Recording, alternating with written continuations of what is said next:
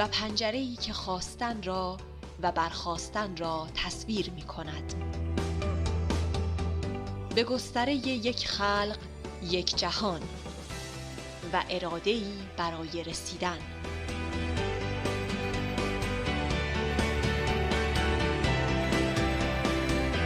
و این باوری است همواره در جریان. در هر کوچه شهر، در هر خیابان.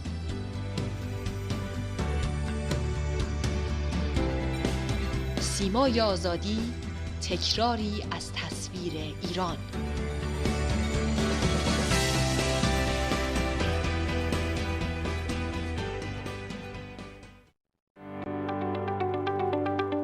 هموطنان عزیز، با تماس با شماره تلفن روابط عمومی سیمای آزادی ما را از نکات و نظرات خود بهره‌مند کنید.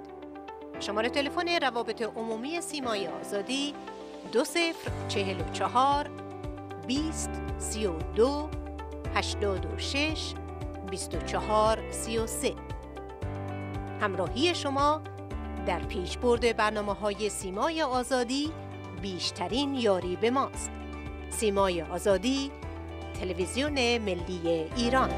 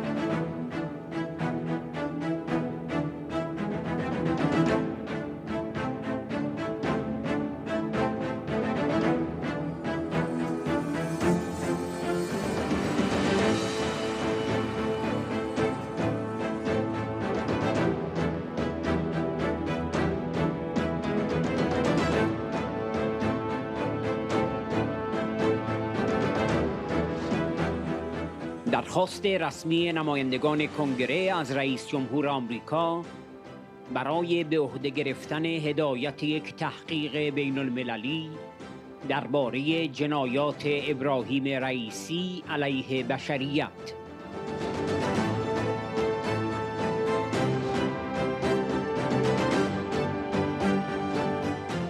استیو کوهن دموکرات و تام مکلینتاک جمهوری‌خواه، رؤسای گروه پارلمانی دو حزبی حقوق بشر و دموکراسی در ایران در کنگره آمریکا.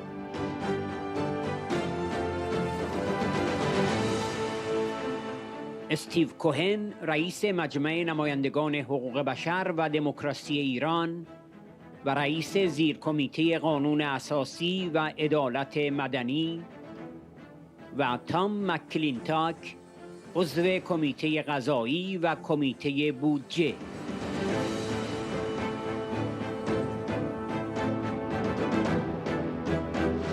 رئیسی عضوی از کمیسیون 4 نفره مسئول قتل عام حدود 30,000 زندانی سیاسی در سال 1988 1367 بود که اغلب آنها اعضای جنبش اپوزیسیون مجاهدین خلق بودند.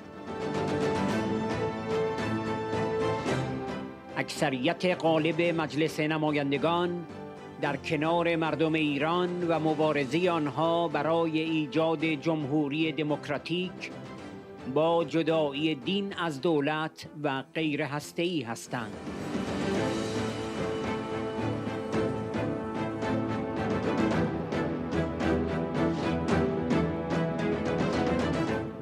مردم ایران شعبده انتخابات این رژیم رو تحریم کردند و حالا حرفشان این است که باید آخوند رئیسی به جرم ارتکاب جنایت علیه بشریت حسابرسی و محاکمه شود.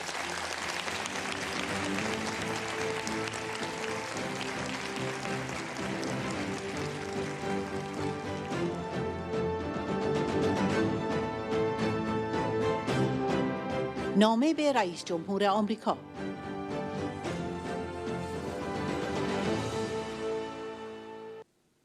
کنگره ایالات متحده، واشنگتن دی سی، رئیس جمهور جو بایدن، کاخ سفید، 12 ژوئیه 2021، 21 تیر 1400. پرزیدنت بایدن عزیز، ما این نامه را برای ابراز نگرانی‌هایمان در مورد سوابق سبوعانه نقض حقوق بشر توسط ابراهیم رئیسی به شما می‌نویسیم و از شما می‌خواهیم هدایت یک تحقیق بین المللی در مورد درگیر بودن او در جنایت علیه بشریت را به عهده بگیرید. پیش از انتخابات اخیر برای تعیین رئیس جمهور جدید ایران، بسیاری از ایرانیان در صحت این انتخابات تردید داشتند و آن را در قالب یک جنبش اعتراضی با تحریم انتخابات بیان کردند. در نتیجه، طبق اظهارات رسمی، میزان مشارکت رسمی رای دهندگان در انتخابات 18 ژوئن 2021 تنها 48.8% بود که کمترین میزان مشارکت از زمان تأسیس جمهوری اسلامی ایران در سال 1979 بوده است.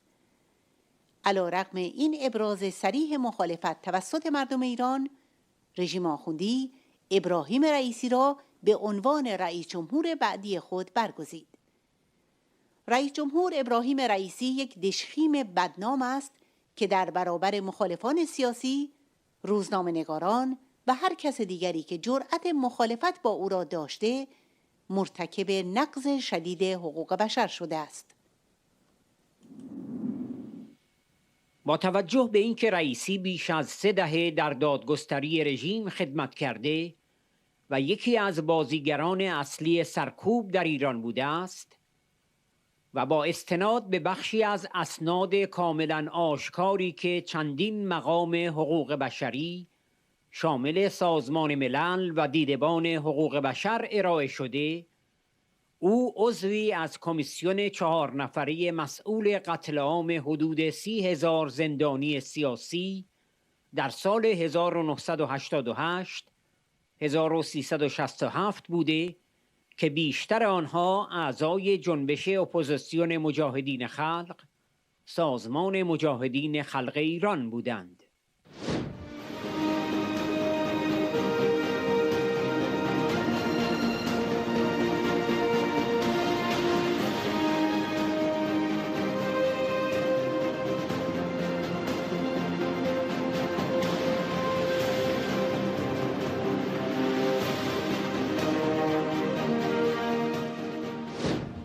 عفو بین الملل اعلام کرده است قرار گرفتن ابراهیم رئیسی در مقام ریاست جمهوری یادآور یک حقیقت تلخ است که او به جای اینکه در مورد جنایات علیه بشریت شامل قتل، ناپدید شدن اجباری و شکنجه محاکمه شود، به ریاست جمهوری میرسد تا از مجازات مصونیت پیدا کند. در کنگره 117 اعضای گروه پارلمانی حقوق بشر و دموکراسی ایران همراه با بیش از 240 نماینده از هر دو حزب در مجلس نمایندگان از قطعنامه 118 پشتیبانی کردند که بار دیگر خواستار فراخوان سازمان ملل به اقدام جامعه بین المللی است و از ایالات متحده می‌خواهد در تحقیقات بین المللی درباره قتل‌های غیرقانونی مخالفان ایرانی در سال 1988 1367 درگیر شود.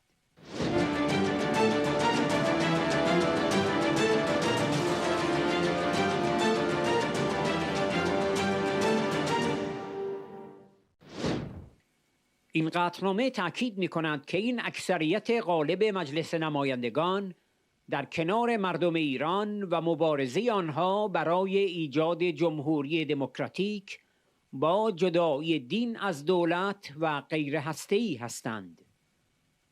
ما از توجه شما سپاسگزاریم و در انتظار همکاری با دولت شما برای محاکمه ابراهیم رئیسی در برابر دادگاه‌های بین المللی هستیم. استیو کوهن، تام مکلینتاک.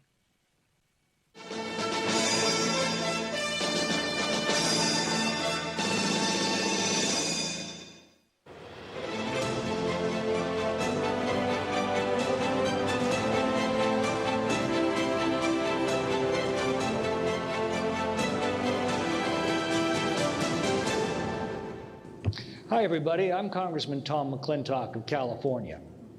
America has just celebrated the 245th anniversary of our independence from a tyrannical king. We look back upon July 4, 1776 as the day that we took back our freedom, our dignity, and our future. I believe such a day is fast approaching for the people of Iran, and that centuries from now, a free, prosperous, and happy nation will look back to you, to each of you in this convention today, and to so many more fighting for Iran's destiny at home and abroad, with the same gratitude and thanksgiving and reverence that Americans look back upon our founding freedom fighters. We call it the spirit of 76, that compelling desire and will to throw off the bonds of tyranny and secure for our children the blessings of liberty. You can feel it in the many rounds of protests across Iran since 2017. But if we fail to hold the current regime to account, there's no telling what it may decide to do next about those who desire such basic freedoms. Iran is one of the oldest and greatest civilizations in history, but it's been suppressed and plundered by a clique of theocratic thugs that comprise the illegitimate Iranian government. Why, I'm pleased to announce today that 249 members of the United States House of Representatives, that's a solid majority of the entire House and made up of Republicans and Democrats, they've co-sponsored House Resolution 118, expressing support for the Iranian people's desire for a democratic, secular, and non-nuclear Republic of Iran, and condemning the violations of human rights and state-sponsored terrorism by the Iranian government. I've written to President Biden to call attention to this resolution and to urge his administration that the United States must hold Iran's corrupt regime accountable for its crimes against its people and its continued sponsorship of global terrorism. It was the Iranian resistance that first blew the lid on the regime's illegal nuclear sites and weapons programs. These are realities entrenched in the Iranian people's psyche and stamped with their countless sacrifices and over a century of struggle for a secular representative democracy. Now, this resolution conveys the sense of an overwhelming majority of Congress that Iranian rulers must be held accountable for their unrelenting destructive behavior, and that the United States must pursue a clear-eyed and fact-based policy approach to dealing with the Iranian regime. House Resolution 118 emphasizes that the world stands with the freedom fighters of Iran, and it stands against the tyrannical rulers who have devastated that country and the entire Middle East through terrorism and brutality. The regime has remained intent on provocation and destabilization. They attack foreign oil tankers in the Strait of Hormuz and continue using embassies as fronts to plot terrorism. This regime has made it clear that it intends to break any agreement, tell any lie, and commit any atrocity to obtain nuclear weapons, and once they're acquired, to use them against peaceful countries throughout the world. Short of a devastating war, the only thing that will stop them is the Iranian people rising up to overthrow them. This House resolution comes ahead of the recent election of Iran's new president, a criminal who has committed egregious human rights violations against political opponents, journalists, and anyone else who dares to oppose him. According to Amnesty International and Human Rights Watch, Raisi was part of the 4-member death commission responsible for the 1988 massacre, where as many as 30,000 political prisoners were murdered, most of whom were involved with the Iranian opposition movement. To date, the Iranian government continues to deny this atrocity and still frequently calls upon the Revolutionary Guard to wage violence against peaceful protesters and political dissidents, which is why our resolution acknowledges this massacre and calls for long overdue accountability of the current Iranian officials who sanctioned this death committee.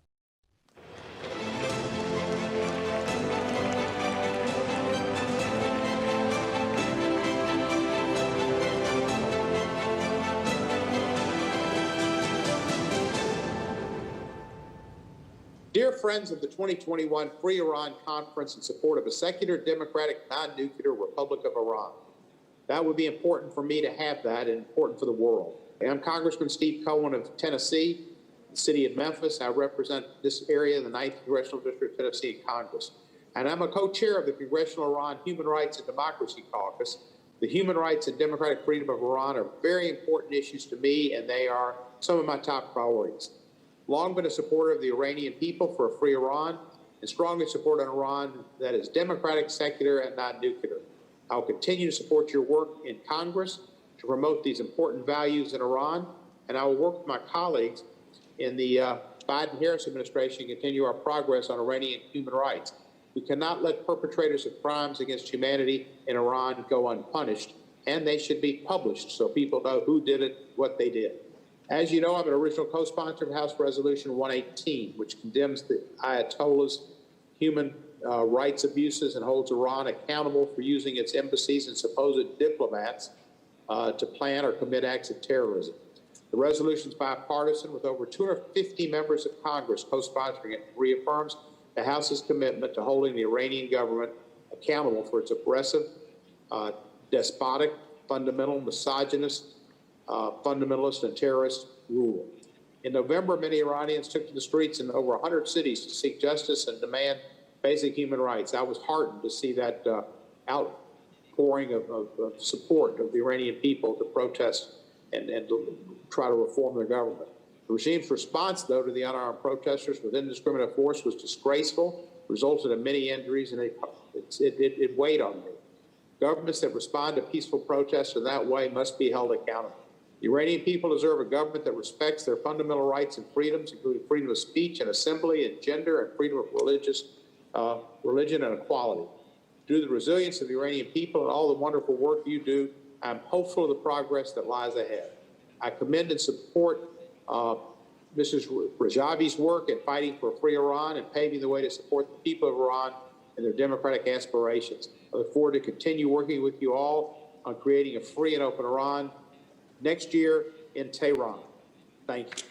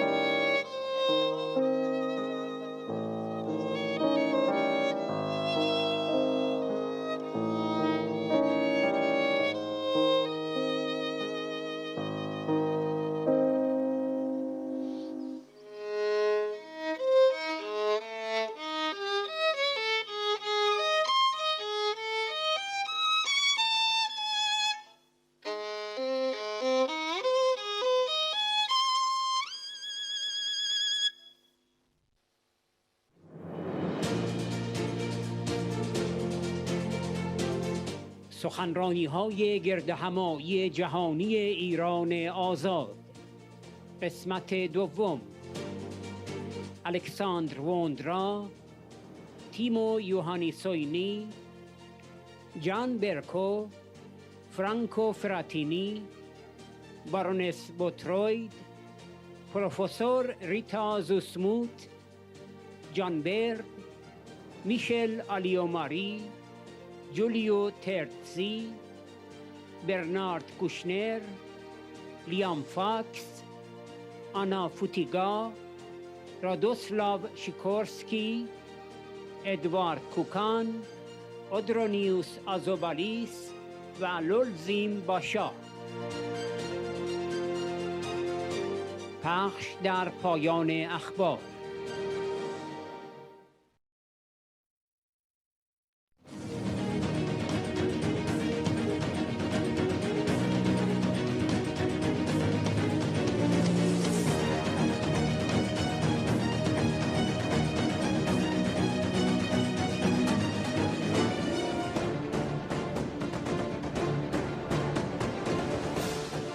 دومین روز گردهمایی جهانی ایران آزاد، 20 تیر 1400، 11 ژوئیه 2021.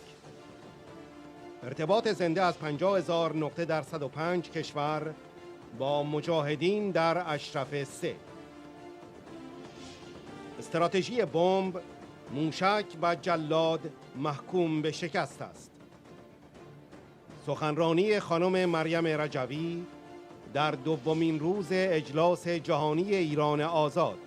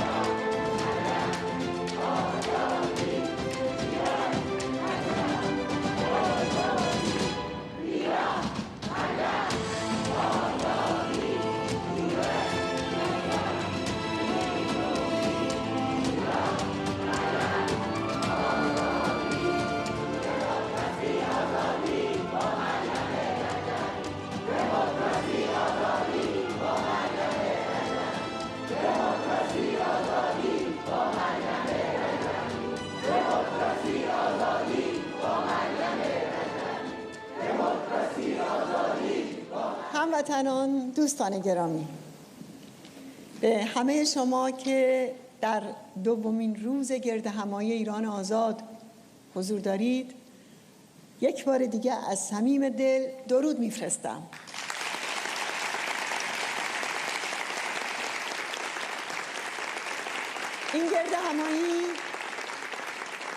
این گردهمایی برای رساندن پیام مردم ایران به جامعه جهانی و برای یادآوری تعهد ماست. اراده مردم ایران این است که دیکتاتوری دینی ولایت فقیه چه با اتمی چه بی اتمی در هر حال سرنگون شود و سرنگون خواهد شد.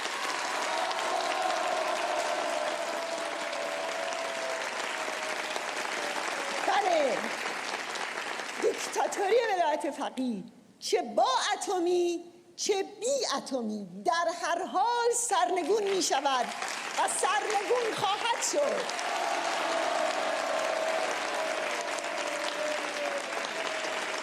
پیام ما به جامعه جهانی مخصوصاً بعد از یک پایه شدن رژیم و قرار گرفتن یک سرجلاد در موضع رئیس جمهور این است که به جلاد اتمی امتیاز ندهید و به آخوندها که به لبه پرتگاه سرنگونی رسیده اند امداد نرسانید.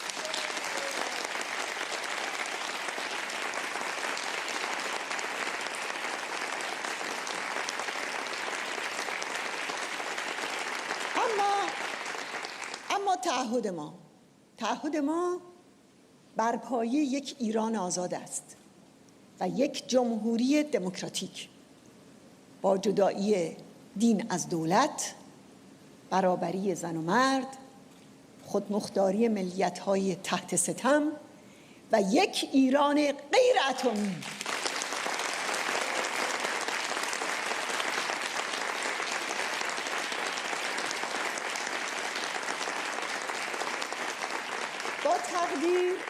با تقدیر از همه شما دوستان ارجمند مردم و مقاومت ایران از اروپا و جهان عرب که در گردهمایی امروز حضور دارید، شما که برای صلح و دوستی و آزادی و دموکراسی در کنار مردم ایران علیه فاشیسم دینی ایستاده اید، بله، درود بر همه شما و تلاش‌های شما.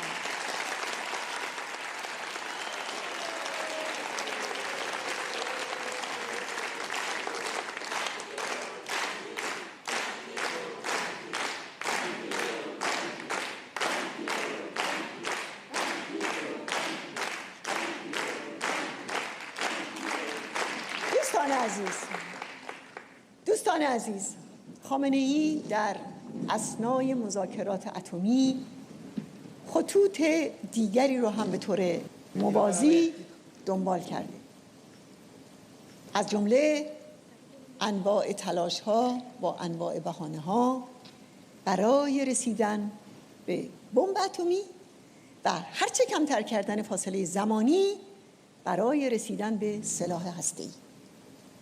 حمله‌های پی در پی با موشک و پهپاد به کشورهای همسایه و کشتی‌ها، نفتکش‌ها، تأسیسات و پایگاه‌های آمریکا در منطقه و در این حال تست واکنش و اراده طرف مقابل. حملات موشکی و پهپادی به عین الاسد و سفارت آمریکا در بغداد و کنسولگری اون در اربیل حالا دیگه به یک روش جاری و تکراری برای این رژیم تبدیل شد و این همه در حالیه که مردم ایران آب و نان و برق ندارند. بحران برق در حالیه که مردم ایران روی دریای نفت زندگی می‌کنند و می‌توان به سادگی برق مورد نیاز رو تولید کرد.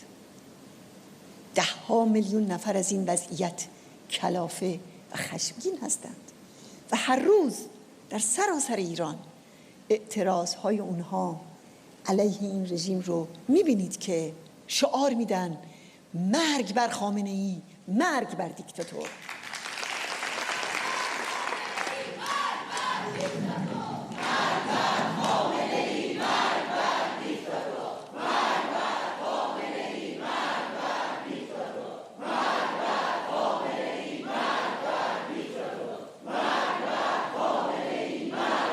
خامنه‌ای برای هزینه‌های برنامه اتمی به سفره مردم تهاجم کرده و میلیون‌ها ایرانی رو به گرسنگی کشونده. مگه بخش بزرگی از صنعت نفت و گاز و پتروشیمی که از 3 هفته پیش اعتصاب کردند حرفشون چیه؟ واقعیت اینه که اونها آه در بساط ندارن. اونها دیگه نمیخوان ستم و سرکوب ادامه پیدا کنه و خامنه‌ای هزینه‌های هنگفت سپاه پاسداران و ارگان‌های امنیتی اطلاعاتی و نیروهای نیابتی در عراق و سوریه و لبنان و یمن رو از جیب مردم ایران میپردازه و با این غارتگری هاست که در طی 8 سال ریاست جمهوری آخوند روحانی ارزش پول ایران در برابر دلار که شاخص قدرت خرید واقعی مردمه نزدیک به 8 برابر تنزل پیدا کرده. و اما در مورد شعبده انتخابات رژیم باید بگم که نشوندن یک سرجلاد، اونم سرجلاد قتل عام سال 67 بر صندلی ریاست جمهوری و تکپایه کردن رژیم کاری تصادفی و حساب نشده نیست. این جبر خامنه‌ای بود و از 2 سال پیش برای اون زمین سازی می‌کرد. این یک آرایش جنگی و سرکوبگرانه در مقابل قیام هاست. این دست باز داشتن در برنامه اتمی و موشکیه و این پر کردن جای قاسم سلیمانی در جنگ افروزی در منطقه و ماجراجویی های بین المللیه. واقعیت اینه که رئیسی مطیع‌ترین و سربراه‌ترینه چون جلادترینه. هیچ میدانی برای مانور و زاویه گرفتن از خامنه‌ای در مقام پدرخوانده داعش چه شیعه و چه سنی و اصلی ترین حامی تروریسم در جهان امروز نداره. یک قلم دست اون به خون 30,000 زندانی سیاسی در ایران در سال 67 آغشته است که بیش از 90% اونها از مجاهدین بودند. البته این غیر از هزاران اعدام قبلی و بعدی در طی این 40 ساله. مردم ایران شعبده انتخابات این رژیم رو تحریم کردند و حالا حرفشان این است که باید آخوند رئیسی به جرم ارتکاب جنایت علیه بشریت حسابرسی و محاکمه شود.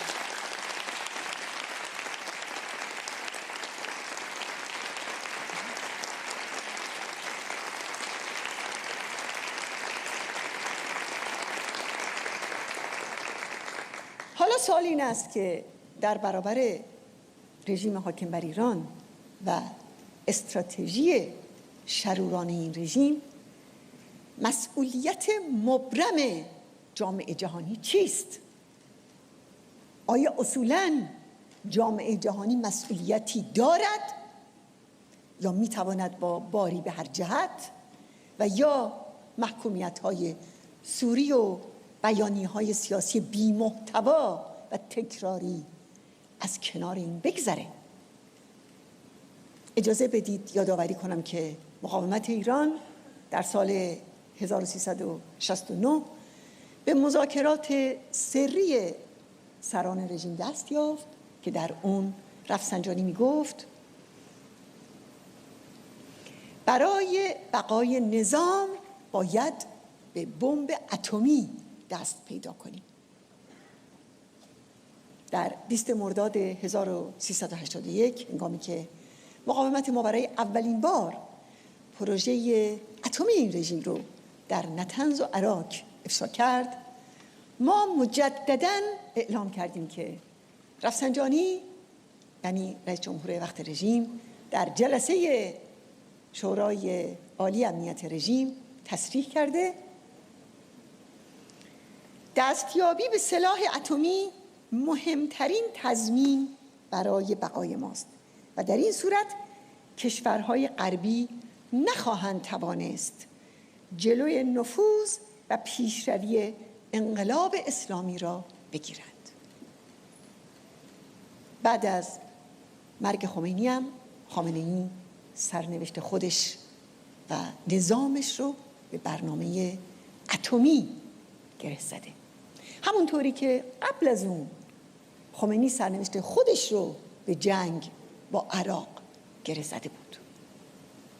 از طرف دیگه مقاومت ایران از سال 1370 با افشاگری‌های پی در پی برهم زدن طرح رژیم رو در دستور کار خودش قرار داد و در سال 1381 سری‌ترین و مهمترین سایت‌های اتمی رژیم رو در معرض آگاهی تمام جهان گذاشت.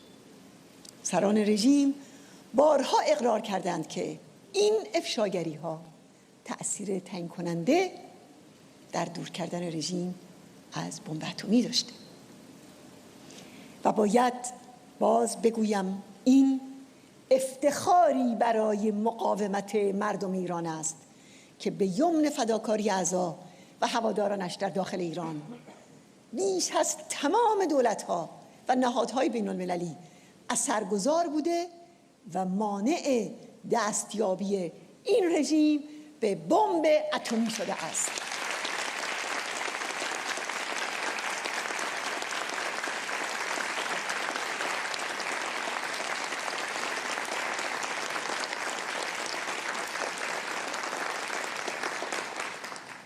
دوستان و هموطنان، در 2 دهه گذشته کنش و واکنش کشورهای غرب با رژیم آخوندها در دور تسلسلی از فریبکاری و مماشات خلاصه شده. یعنی در حالی که رژیم فریبکارانه برنامه اتمیش رو پنهان می‌کرد، جامعه جهانی در مقابل می‌خواست با امتیاز دادن و مماشات پروژه اتمی رژیم رو متوقف یا مهار کنه. بعد از افشای سایت‌های سری نطنز و عراق، دولت‌های غربی نه تنها اقدام قاطع متقابلی نکردند، بلکه مدتی بعد مذاکراتی همراه با دادن امتیازهای سیاسی و اقتصادی بسیار مهم به رژیم رو شروع کردند. پاسخ ما هم با بمباران و خلع سلاح و یک لشکرکشی در فرانسه و دستگیری 185 نفر از اعضای مقاومت در 17 ژوئن 2003 داده شد که دویپن و خرازی بر سر این معامله در تهران توافق کرده بودند. همچنان که جک استرا و روحانی هم در مورد بمباران مجاهدین در عراق گفتگو و معامله کرده بودند. در مورد مذاکرات اون زمان بعداً آخوند روحانی در کتاب خودش نوشت در همون زمانی که در تهران با اروپایی‌ها در حال گفتگو بودیم، داشتیم تجهیزات را در اصفهان نصب می‌کردیم و با ایجاد یک فضای آرام ما توانستیم کار در مورد اصفهان را به اتمام برسانیم. بله، دغل‌کاری این رژیم رو می‌بینیم. در عوض دولت‌های اروپا از دادن بسته‌های تشویقی گوناگون به رژیم خسته نمی‌شدند و البته هرچه به این رژیم می‌دادند می‌گفت کم است.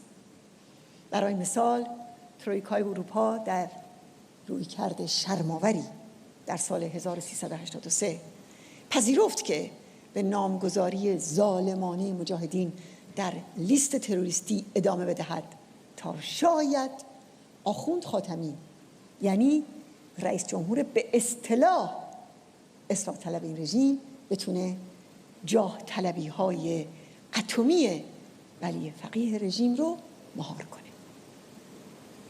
اما پاسخ خامنه‌ای به اونها روی کار آوردن احمدی نژاد و شکستن لاک و مهر سایت‌های اتمی و جهش دادن به برنامه بمبسازی در سال بعد بود.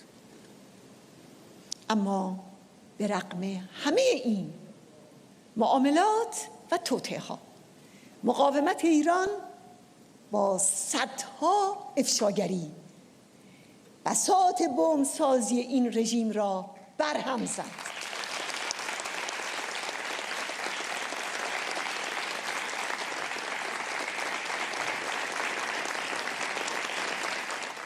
در سال 1392 آخوندها در وضعیتی بودند که به خاطر تحریم به قول رفسنجانی و روحانی با بالاترین تورم در منطقه، اون هم با نرخ 42% روبرو بودند و در این وضعیت بود که به توافق نیمبند اتمی تن دادند.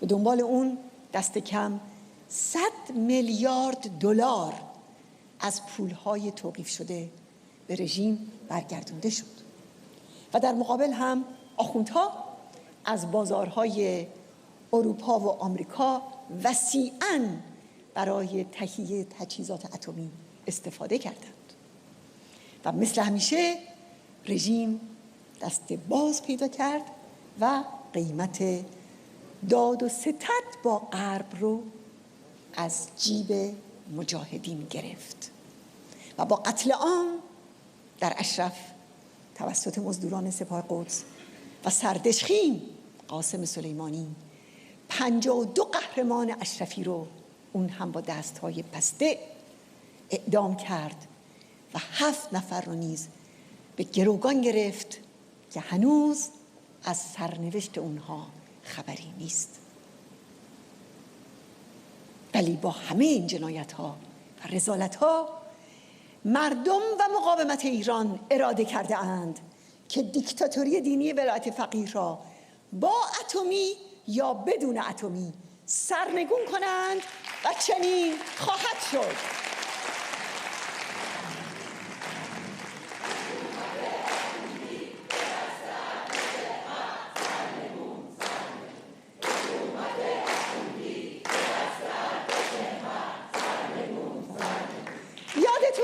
که در توافق سال 1394 کشورهای 5+1 مشوق‌ها و امتیازهای بسیاری به این رژیم دادند، از حفظ برنامه غنیسازی تا کنار گذاشتن 6 قطعنامه شورای امنیت تا ارسال پول نقد.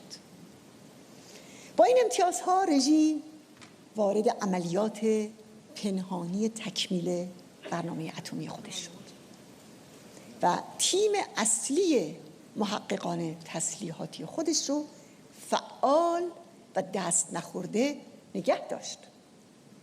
صالحی رئیس سازمان انرژی اتمی رژیم اعتراف کرد که در همون حال که در راکتور آب سنگین عراق لوله‌های مخزن سوخت اون با بتون پر می‌شد، همزمان لوله‌های مشابهی رو به صورت مخفیانه خریداری و حفظ کرده بودند و از این عملیات فقط خود اون و خامنه‌ای مطلع بودند.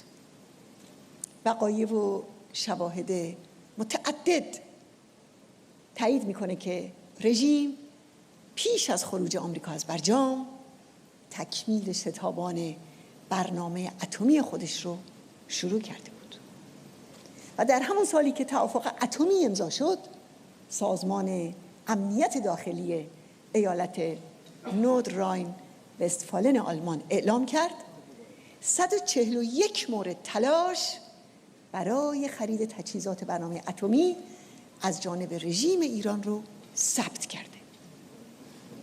سرویس‌های اطلاعاتی این کشور در گزارش‌های مستند دیگه‌ای فاش کردند که در هر یک از سالهای بعد از امضای برجام رژیم تلاش کرده بود از شرکت‌های آلمانی مواد و فناوری مورد نیاز در ساخت جنگ‌افزارهای کشتار جمعی رو خریداری کنه.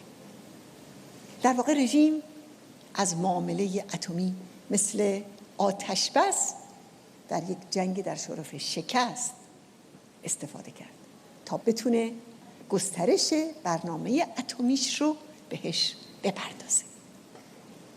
و در اردیبهشت 96 آخوند روحانی رئیس جمهور رژیم با انتشار کتابی نوشت اگر شرایط قبل از برجام ادامه می‌یافت دیگر نیازی به حمله نظامی گسترده از سوی دشمن وجود نداشت، بلکه کشور از درون به مرحله فروپاشی می‌رسید. با اون چه به طور خلاصه توضیح دادم روشن میشه که در هر دوره چطور رژیم با فریبکاری و گرفتن امتیاز مسیر رسیدن به بمب رو همچنان ادامه داده. نتیجه این که خامنه‌ای در حال ساختن بمب است و از آن دست بر نخواهد داشت.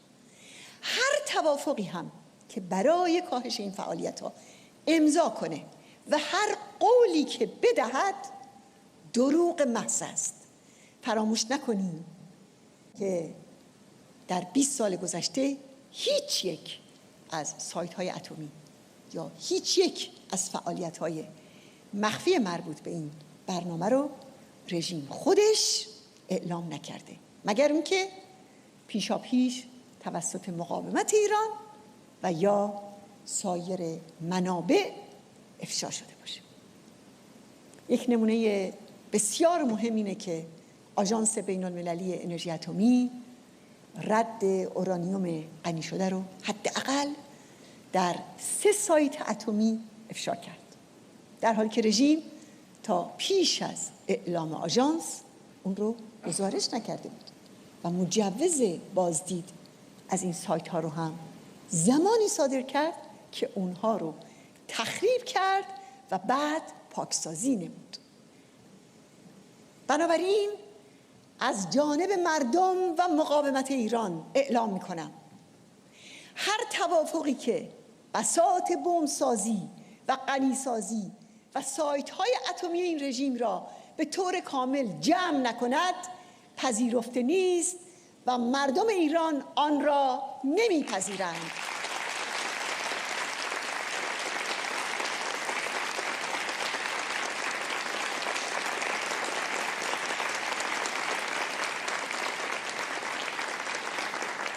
هر توافقی که ولایت فقیه را به خارج کردن پاسداران از عراق و سوریه و یمن و لبنان وادار نکند پذیرفته نیست، زیرا باز هم صلح و آرامش در منطقه و جهان به گروگان گرفته شده و قربانی می شود.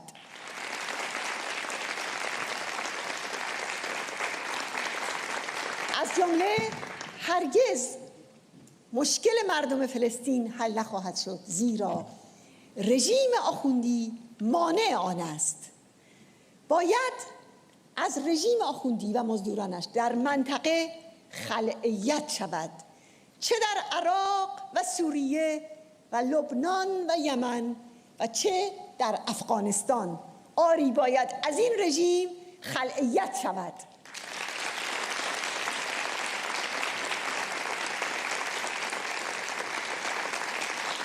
از یاد نمیبریم که پاسداران خامنه‌ای برادران افغان ما رو بعد از شکنجه چطور با بیرحمی تمام در رودخانه هریرود انداختند.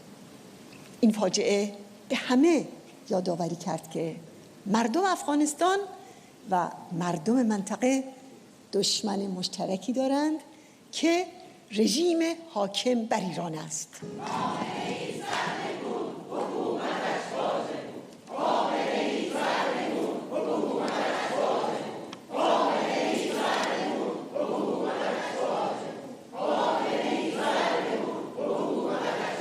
در مورد مذاکرات اتمی باید بگویم که هر توافقی که نقض وحشیانه حقوق بشر در ایران را در نظر نگیرد و آخوندها را وادار به توقف شکنجه و اعدام جوانان ایران نکند، ذره‌ای مشروعیت ندارد و مردم ایران چنین توافقهایی را نمیپذیرند و نخواهند پذیرفت.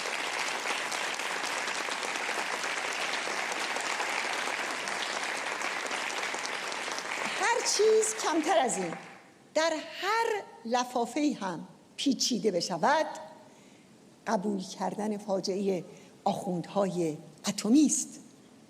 بنا به تجربه 40 ساله با خلافت دینی حاکم بر ایران، آخوندها فقط زبان قاطعیت و قدرت رو میفهمند. لازمه جلوگیری از دستیابی به بمب اتمی اعمال مجدد 6 قطعنامه شورای امنیت، توقف کامل غنیسازی، تعطیل سایت‌های اتمی، بازرسی‌های هر زمان و هر مکان و توقف برنامه موشکی رژیم آخوندی است.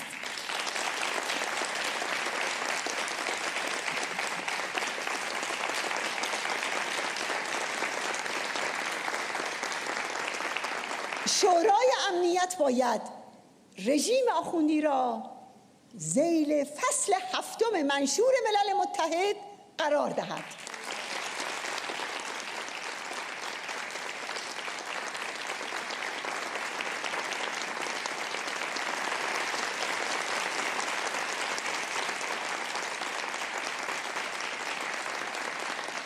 دوستان عزیز، واقعیت بسیار مهم این است که برنامه بمبسازی اتمی برای خامنه‌ای بخش مهمی از استراتژی فرار از سرنگونیه. او صدها میلیارد دلار هزینه و ضررهای سنگین ناشی از این برنامه رو به مردم ایران تحمیل کرده و از سفره‌های اونها دریغ کرده. راستی چرا کرونا در ایران تا امروز جان بیش از 320,000 تن از هموطنان ما رو گرفته، در حالی که بسیاری از اونها قابل نجات دادن بودن؟ چرا بالاترین قربانیان کرونا در جهان به نسبت جمعیت در ایران واقع شده؟ چرا در کشور نفت و گاز و پتروشیمی مردم میلیون از گرسنگی به خودشون میپیچند؟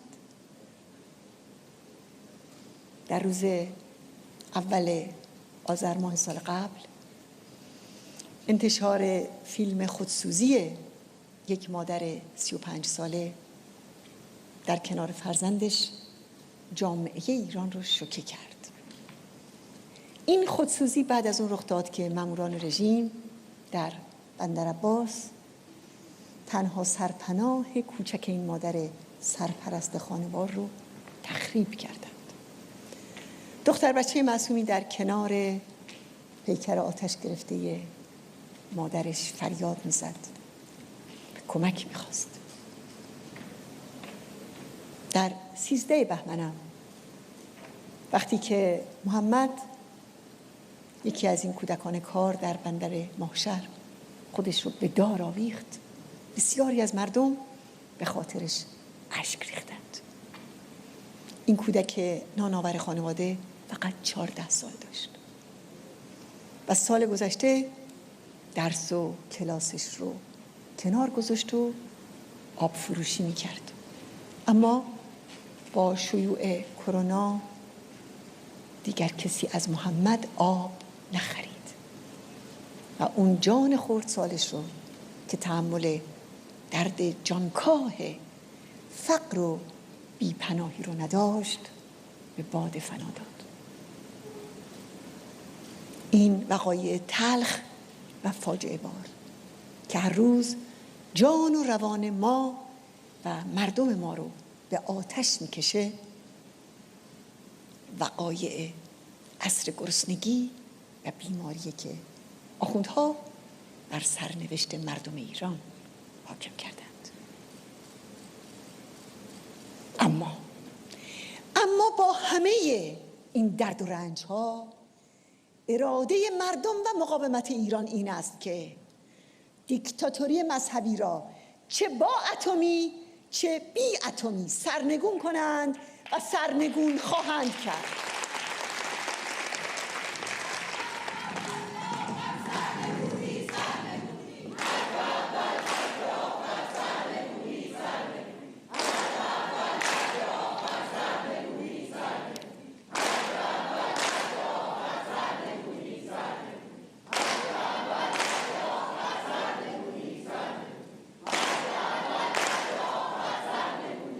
دوستان گرانی، فقر و گرسنگی میلیونی در ایران بیداد میکنه.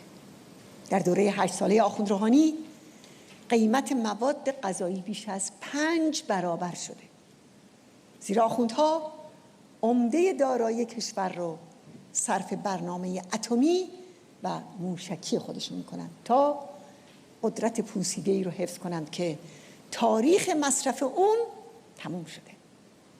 همچنان که مسعود گفته، کدام ایرانی وطن پرست، کدام نیروی ملی و آزادی خواه و کدام نیروی پیشرو و ترقی خواهی است که تیغ را در کف زنگی و بمب اتم را در دست شحنه مست ولایت ببیند و طاقت بیاورد؟ و راستی آیا قبل از انرژی هسته‌ای این آزادی و حاکمیت و کار و نان و مسکن نیست که حق مسلم ملت ایران است؟ بله، آزادی و دموکراسی حق مسلم مردم ایران است.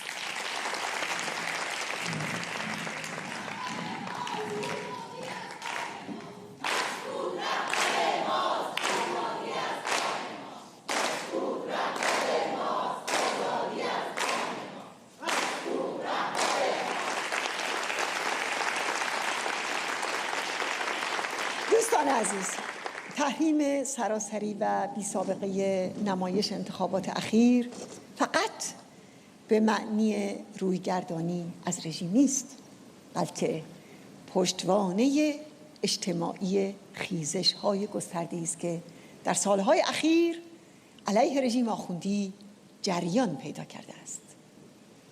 تحریم شعبده انتخابات رژیم آن روی سکه قیام آبان 98 است که رژیم هنوز از آن هراسان و وحشت زده است. استراتژی خامنه‌ای به تعویق انداختن سرنگونی محتوم خودشه.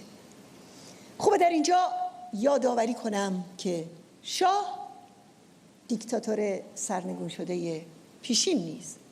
رژیم خودش رو به انواع تسلیحات پیشرفته گران قیمت از جمله مدرن ترین جنگنده های ساخت آمریکا مجهز کرده بود.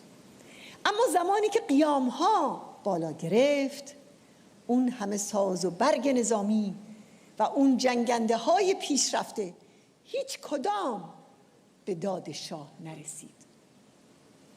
خامنه‌ای سقوط حکومت های عراق و لیبی رو اینطور جمع‌بندی کرده که دستیابی به بمب اتمی تضمین بقای رژیم ولایت فقیه. اما وقتی قیام‌هایی مانند قیام آبان فوران می‌کند، سانتریفیوژهای نطنز یا فردو، هر کیفیت و کمیتی که داشته باشند خامنه‌ای را نجات نخواهند داد.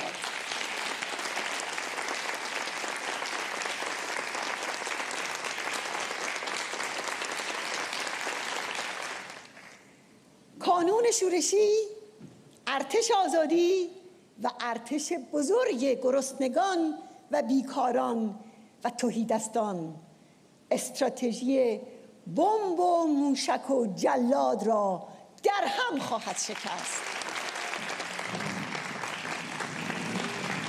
رژیم ولایت فقیه چه با اتمی چه بی اتمی با قیام مردم ایران و ارتش بزرگ آزادی سرنگون می شود.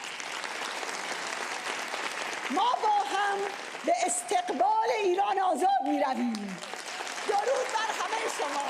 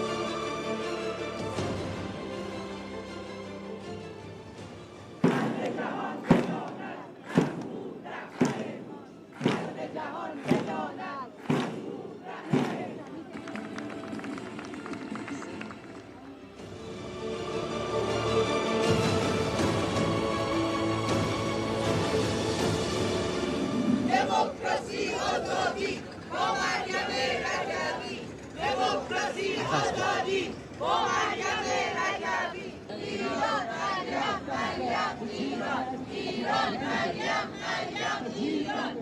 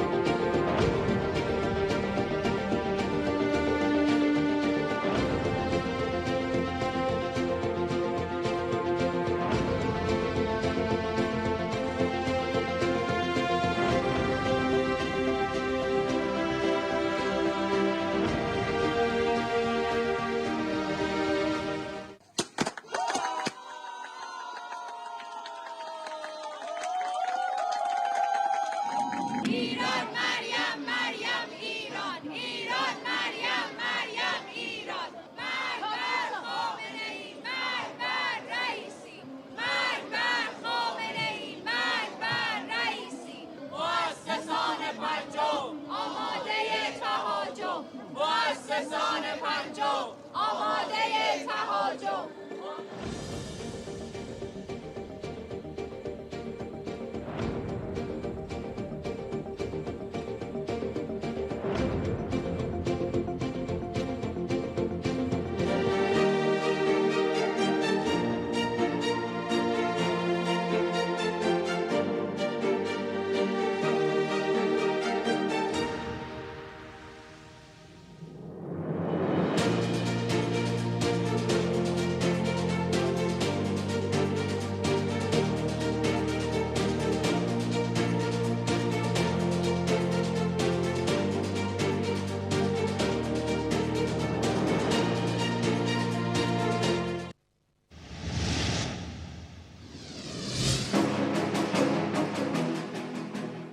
اسوسییتد پرس.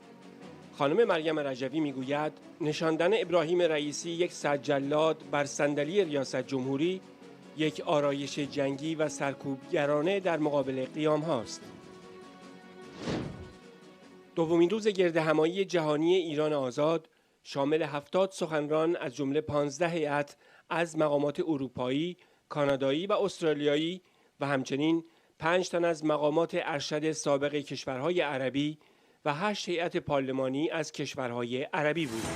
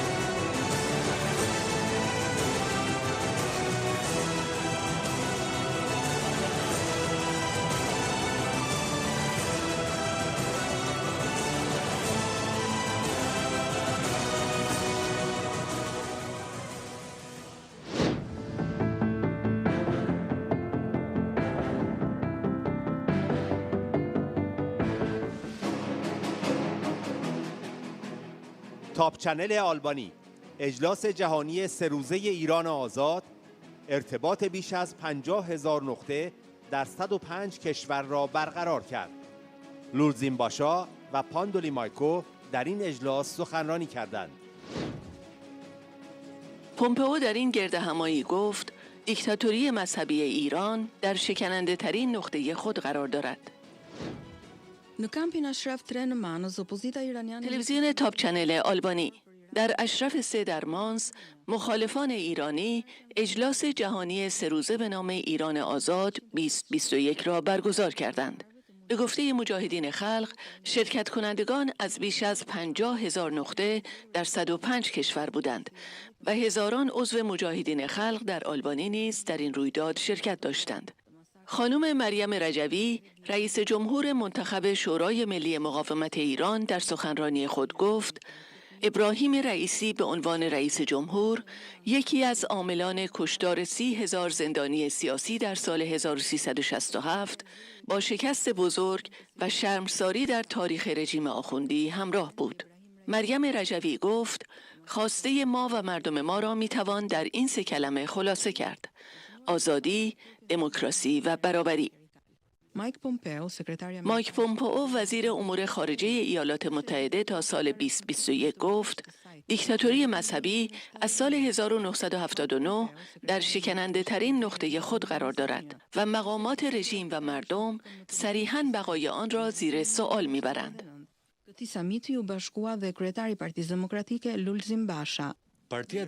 لورزین باشا رئیس حزب دموکرات آلبانی در این اجلاس گفت حزب دموکرات آلبانی موضع خود را به وضوح بیان کرده است ما در برابر تلاش‌های رژیم ایران برای اقدامات غیرقانونی و تروریستی در خاک خود و همچنین در برابر تلاش‌های سازمان یافته آن برای صدور بنیادگرایی به آلبانی و منطقه موضع قاطعی داریم.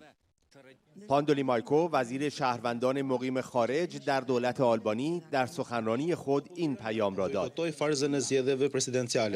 مردم ایران انتخابات مسخره ریاست جمهوری را تحریم کردند.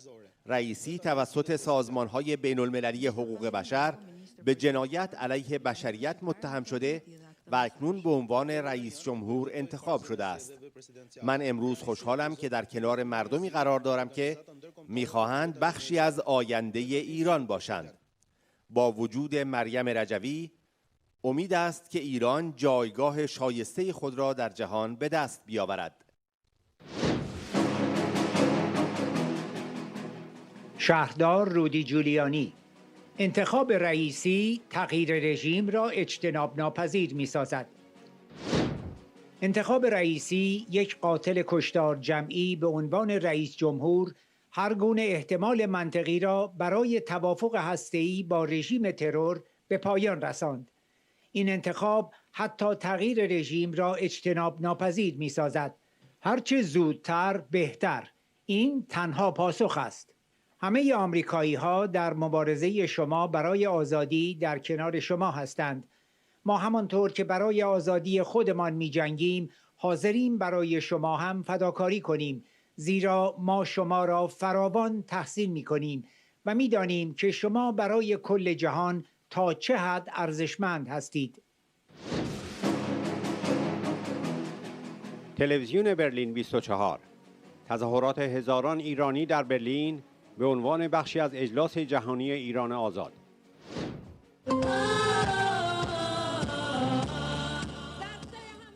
تلویزیون برلین 24: هزاران ایرانی در مقابل دروازه براندنبورگ برای تغییرات سیاسی در ایران تظاهرات کردند. شرکت کنندگان خواستار لغو مجازات اعدام شده و خواسته ای را نیز از دولت فدرال آلمان ابراز داشتند. Wir fordern, dass diese Leute vor den internationalen Gerichtshof gezogen werden. آنها می‌خواهند آلمان و اتحادیه اروپا را به اتخاذ سیاست قاطعی در قبال رژیم ایران فرا بخوانند. در میان آنها بسیاری از تظاهر کنندگان دستگیر شده‌ای وجود دارند که برای حقوق بشر در ایران به خیابان‌ها آمده بودند. یکی از تظاهر کنندگان گفت: Der jetzige Präsident des iranischen Regimes, Ebrahim Raisi, im Todeskomitee. ما خواهان قرار دادن این افراد در مقابل دیوان عدالت بین‌المللی هستیم. به گفته برگزار کنندگان، این گردهمایی در برلین بخشی از اجلاس جهانی ایران آزاد 2021 است. حامیان بین‌المللی از 105 کشور در اجلاس شرکت کردند. تلویزیون آدوی آلبانی: لولزین باشا، رهبر اپوزیسیون آلبانی در گردهمایی ایران آزاد، در برابر اقدامات تروریستی رژیم ایران و تلاش‌های آن برای صدور بنیادگرایی به آلبانی و منطقه ما موضع محکمی داریم. خانم مریم رجوی: ما از شورای امنیت می‌خواهیم از شرکت رئیسی در اجلاس آتی مجمع عمومی ملل متحد جلوگیری کند.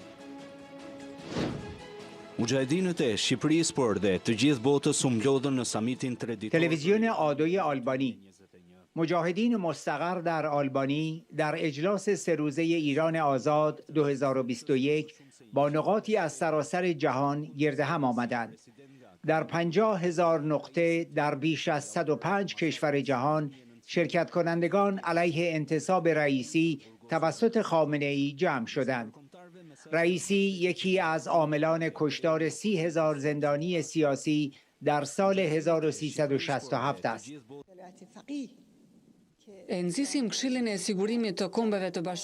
مریم رجوی گفت: خواست ما و مردم ما در این 3 کلمه متمرکز و خلاصه می شود: آزادی، دموکراسی و برابری. در همین رابطه ما از جامعه بین المللی می خواهیم که تلاش‌های مردم ایران برای سرنگونی این رژیم را به رسمیت بشناسد و این 3 مفهوم را به رسمیت بشناسد. ما از شورای امنیت سازمان ملل متحد می خواهیم تا تعقیب بین المللی رئیسی را تسهیل کند و وی را به خاطر جنایات علیه بشریت مورد حسابرسی قرار بدهد و همچنین از حضور وی در جلسه بعدی مجمع عمومی سازمان ملل جلوگیری کند.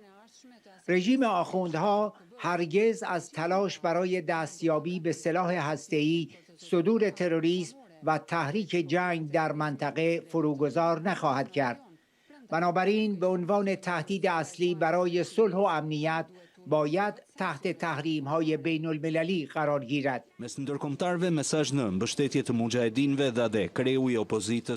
همچنین لولزیم باشا رهبر اپوزیسیون پیامی در حمایت از مجاهدین فرستاد. وی گفت حزب دموکرات آلبانی موضع خود را به وضوح بیان کرده است. ما در برابر تلاش‌های رژیم ایران برای اقدامات غیرقانونی و تروریستی در خاک خود و همچنین در برابر تلاش‌های سازمان یافته آن برای صدور بنیادگرایی به آلبانی و منطقه ما موضع محکمی داریم. ما از مردم ایران و هدف آنها برای یک ایران دموکراتیک و غیر هسته‌ای حمایت می‌کنیم.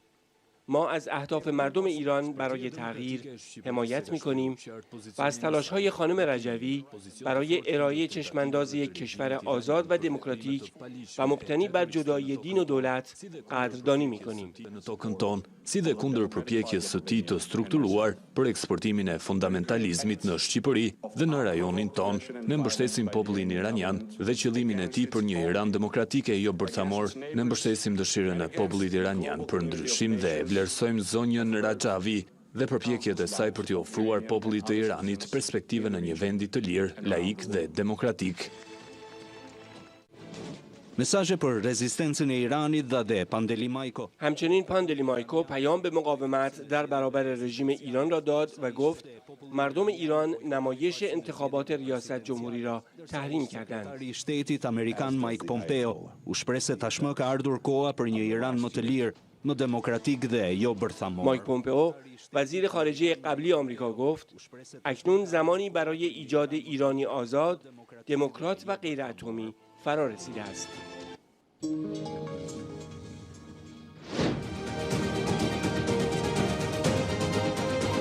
گزارش تلویزیون الحدث از اشرف 3 دومین اجلاس جهانی ایران آزاد، حمایت اروپا و دنیای عرب از مقاومت ایران.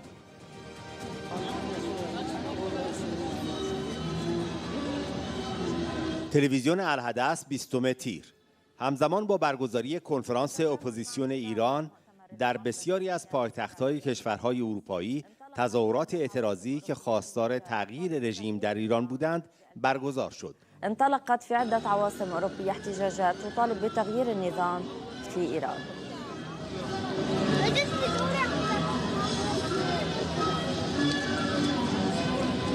من معسكر أشرف 3 مقر مجاهدي خلق في العاصمة الألبانية تنضم إلينا مفادة الحدث زينة عدي. أهلا بك زينة معنا في هذه النشرة.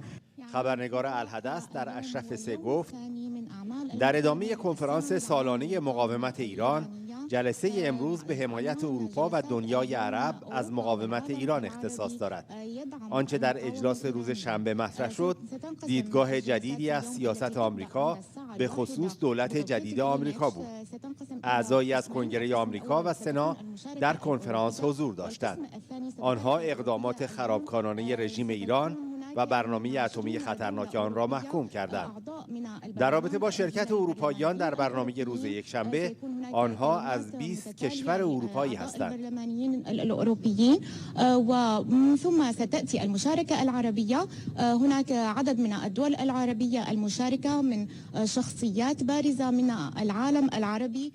شخصیت‌های برجسته دنیای عرب و همچنین پارلمانترهای عرب و وزرای سابق عرب از مصر و عربستان سعودی و اردن و فلسطین و از بسیاری کشورهای دیگر حضور دارند. مثلا می‌توانیم از نخست وزیر سابق الجزایر نام ببریم و وزیر دادگستری سابق اردن. خلال المؤتمر أيضا سيكون هناك متحف كما ترون. در جریان این گردهمایی موزه مقاومت ایران هم برپا بود. این موزه قتل عام سال 1367 را به نمایش گذاشته است. در این موزه شواهد زیادی از قتل عام وجود دارد. قتل عامی که قربانیان آن بیش از 30,000 زندانی سیاسی دربند بودند. در این موزه بسیاری شواهد و عکس‌هایی وجود دارد که این کشتار را اثبات و رژیم ایران را محکوم می‌کند. همچنین به طور خاص ابراهیم رئیسی که در این قتل عام خطرناک شرکت داشته است.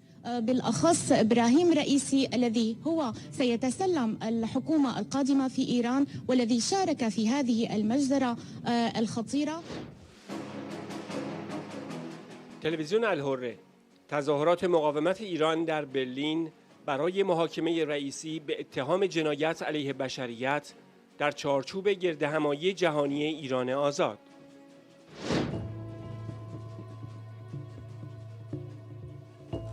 تلویزیون الحره 20 تیر ماه. ایرانیان در برلین و سایر نقاط تظاهراتی را که در آن خواستار محاکمه ابراهیم رئیسی به اتهام جنایت علیه بشریت شدند برگزار کردند. شورای ملی مقاومت ایران رئیسی را مسئول قتل عام می‌داند. 30,000 زندانی سیاسی در سال 1367 قربانی این جنایت شدند. نزدیک به 8,000 نفر در تظاهرات برلین در حمایت از مقاومت ایران و خواسته‌هایش برای پیگرد رئیسی و خامنه‌ای و تمام سران رژیم ایران شرکت کردند. سازمان‌های بین‌المللی حقوق بشری گفتند انتخاب رئیسی ضربه‌ای به حقوق بشر است. آنها رئیسی را متهم می‌کنند که پشت اعدام فراغذایی هزاران زندانی سیاسی قرار دارد.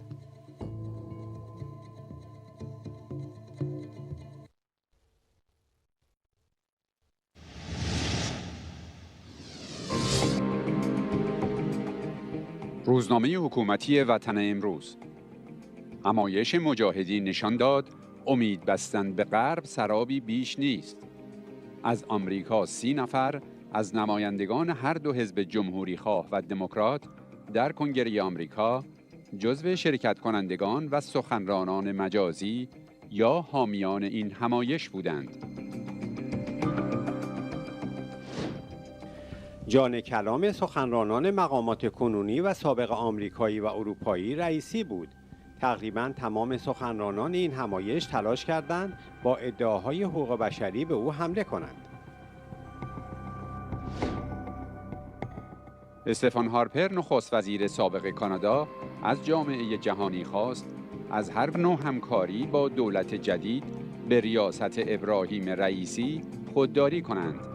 مایک پومپئو نیز به دولت کنونی آمریکا درباره هر گونه همکاری و مذاکره با دولت رئیسی هشدار داد. روزنامه حکومتی وطن امروز 22 تیر 1400.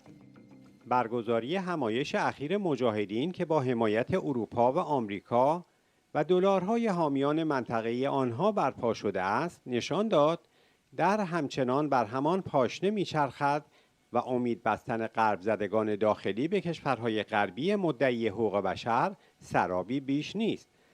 از آمریکا 30 نفر از نمایندگان هر دو حزب جمهوری خواه و دموکرات در کنگره آمریکا جزو شرکت کنندگان و سخنرانان مجازی یا حامیان این همایش بودند.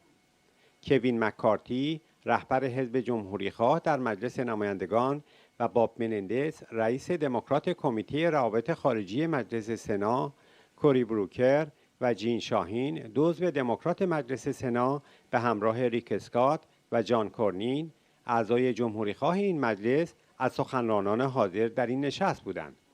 در شرایطی که مذاکرات وین در زمینه احیای برجام در حساس‌ترین شرایط خود قرار دارد، حضور نخست وزیر اسلوونی که از قضا اکنون ریاست دوره‌ای اتحادیه اروپایی را در اختیار دارد، نشان داد اروپایی‌ها نیز مانند همتایان آمریکایی خود نه شناختی از مردم ایران دارند، نه به ادعاهای حقوق بشری خود پایبند هستند و نه اراده‌ای برای مبارزه با تروریسم دارند.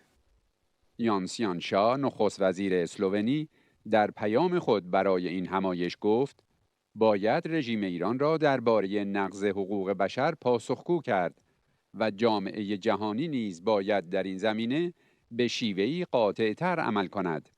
حضور چنین مقامی از اتحادیه اروپایی در همایش مجاهدین چیزی جز دهنکجی به مذاکرات هسته‌ای نیست و دولت حسن روحانی باید علاوه بر احضار سفیر اسلوونی در تهران اقدامات قاطعانه دیگری نیز در این زمینه انجام دهد. اما یک موضوع مهم دیگر که جان کلام سخنرانان مقامات کنونی و سابق آمریکایی و اروپایی حاضر در این نشست را تشکیل میداد، رئیسی بود. تقریباً تمام سخنرانان این همایش در اظهارات خود تلاش کردند با ادعاهای حقوق بشری به او حمله کنند. استفان هارپر، نخست وزیر سابق کانادا، از جامعه جهانی خواست از هر نوع همکاری با دولت جدید به ریاست ابراهیم رئیسی خودداری کنند. مایک پومپئو نیز به دولت کنونی آمریکا درباره هر گونه همکاری و مذاکره با دولت بعدی هشدار داد. تخریب رئیسی در همایش مجاهدین آنقدر پررنگ بود که گویی این همایش تنها برای خراب کردن وجهه رئیسی ترتیب داده شده بود.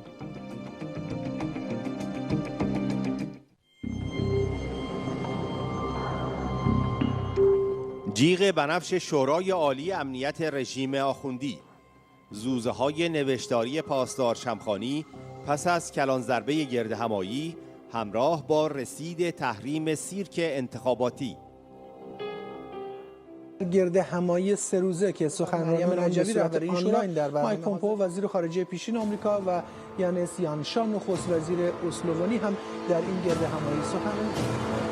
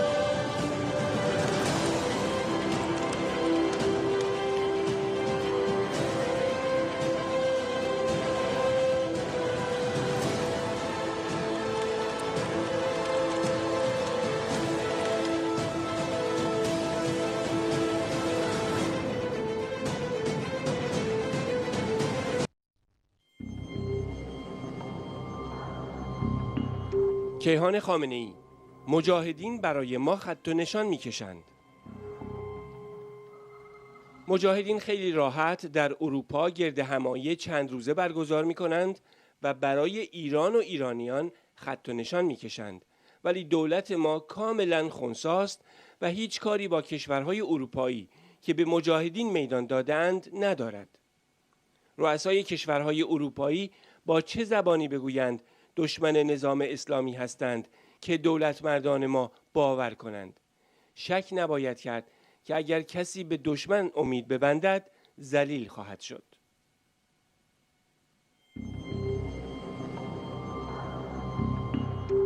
روزنامه حکومتی سیاست روز، از بالقوه ترامپ تا بالفعل بایدن. حضور مقامات ارشد و نمایندگانی از هر دو حزب جمهوریخواه و دموکرات آمریکا در گردهمایی مجاهدین که دستشان به خون 17,000 تن از ما آغشته است را باید به این اقدام ضد نظام افزود، در حالی که در این مدت به بهانه‌های مختلف آمریکا تحریم‌های جدیدی علیه ما وضع کرده است. سیاست‌های بایدن نشان می‌دهد که او برخلاف ادعای تفاوت با ترامپ عملاً در مسیر او حرکت می کند، با این تفاوت که رفتارهای آنارشیستی، بحرانساز و برهم زننده نظم ترامپ به صورت بالقوه بوده و بایدن آن را به بالفعل تبدیل کرده است. آیا می توان به بایدنی اعتماد کرد که رهرو بیچون و چرای ترامپ است؟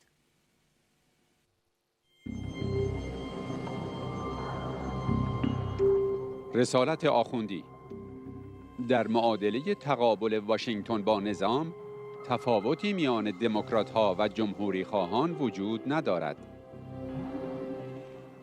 روزنامه رسالت آخوندی 22 تیر 1400. مایک پومپئو وزیر پیشین امور خارجه آمریکا در سخنرانی مجازی خود خطاب به اعضای مجاهدین اظهار کرده است: ما باید به هر طریقی که می‌توانیم به حمایت خود از مردم ایران که برای ایرانی آزاد و دموکراتیک می‌جنگند ادامه بدهیم. جامعه مدنی آمریکا برای پیشبرد این هدف خیلی کارها می‌تواند انجام دهد. او عاجزانه از مجاهدین خواسته است تا به نبرد خود علیه نظام ادامه دهند. سخنرانی اخیر پومپئو و حمایت تمام عیار وی از مجاهدین نقطه آشکارساز تقابل واشنگتن با نظام ایران محسوب می شود. در این معادله تفاوتی میان دموکرات‌ها و جمهوری‌خواهان در ایالات متحده وجود ندارد. از کلینتون تا پومپئو، حمایت آمریکا از مجاهدین را نباید محدود و محصور به تروریست‌هایی مانند مایک پومپئو دانست. در پی اجرایی شدن تصمیم دولت عراق در اخراج مجاهدین از خاک کشورش، هیلاری کلینتون وزیر امور خارجه وقت آمریکا طی سخنانی همکاری مجاهدین در مراحل اخراج از عراق را به عنوان پیش‌شرطی برای خروج نام این گروهک از فهرست سازمان‌های تروریستی مطرح کرد.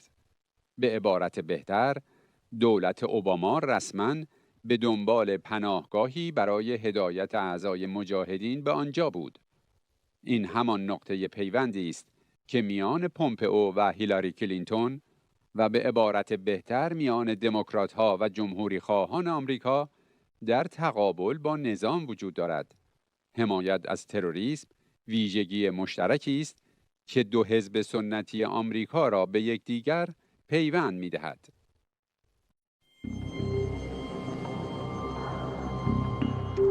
تلویزیون رژیم آخوندی: حمایت‌های مکرر و مستقیم دو حزب سنتی آمریکا کاملا آشکار بوده و حتی این حمایت تسری پیدا کرده به کشورهای اروپایی. دور همی گروهک تروریستی منافقین با کشورهای غربی امسال هم برگزار شد. چرا این اتفاق میفته و هر ساله ابایی هم ندارن از اینکه با این گروه تروریستی آشکارا نشست و برخاست داشته باشند؟ در طول سالهای پس از پیروزی انقلاب اسلامی ایران، حمایت‌های مکرر و مستقیم دو حزب سنتی آمریکا، یعنی حزب دموکرات و جمهوری‌خواه، از گروهک منافقین یک حمایت کاملا آشکار بوده. یعنی ما در اینجا حتی با یک حمایت نهان و پنهان هم آشکار به اصطلاح مواجه نیستیم. حتی این حمایت تسری پیدا کرده به کشورهای اروپایی که بیش از آمریکا مدعی رعایت حقوق انسانها و حقوق بشر هستند. خب مسئله که اینجا وجود داره این هستش که در این گردهمایی مجازی اخیر منافقین افرادی مثل مایک پومپئو وزیر امور خارجه سابق آمریکا حضور داشتند، کسانی که مولد استراتژی فشار حداکثری در دوران ترامپ علیه جمهوری اسلامی ایران و نظام ما بودند. اما نکته اصلی اینجاست که این استراتژی فشار حداکثری که از سوی آمریکا و تمامی متعلقات واشنگتن هدایت و راهبری و اجرا شد و مسئله‌ای که وجود داره اینه که اتفاقا همین شخص پومپئو که امسال در نشست منافقین یکی از چهره‌ها بود، همین آقای پومپئو و کسانی مثل جان بولتون و شخص ترامپ، اینها جملگی نماد شکست فشار حداکثری آمریکا علیه ایران محسوب میشن. و کوتاه بفرمایید که چگونه قابل توجیه هست یا افکار عمومی رو اقناع می‌کنند که ایالات متحده آمریکا و کشورهای غربی با یک گروه تروریستی که قبلا در فهرست خود گروه‌های تروریستی کشور امریکا بوده الان این چنین نشست و برخاست دارند؟ خب همون زمانی هم که منافقین در فهرست گروه‌های تروریستی بودند در ظاهر از سوی غرب، ما شاهد بودیم که آمریکا و کشورهایی مثل فرانسه، انگلیس و آلمان باز هم به مأمن و مأوای این گروه‌های تروریستی تبدیل شده بودند.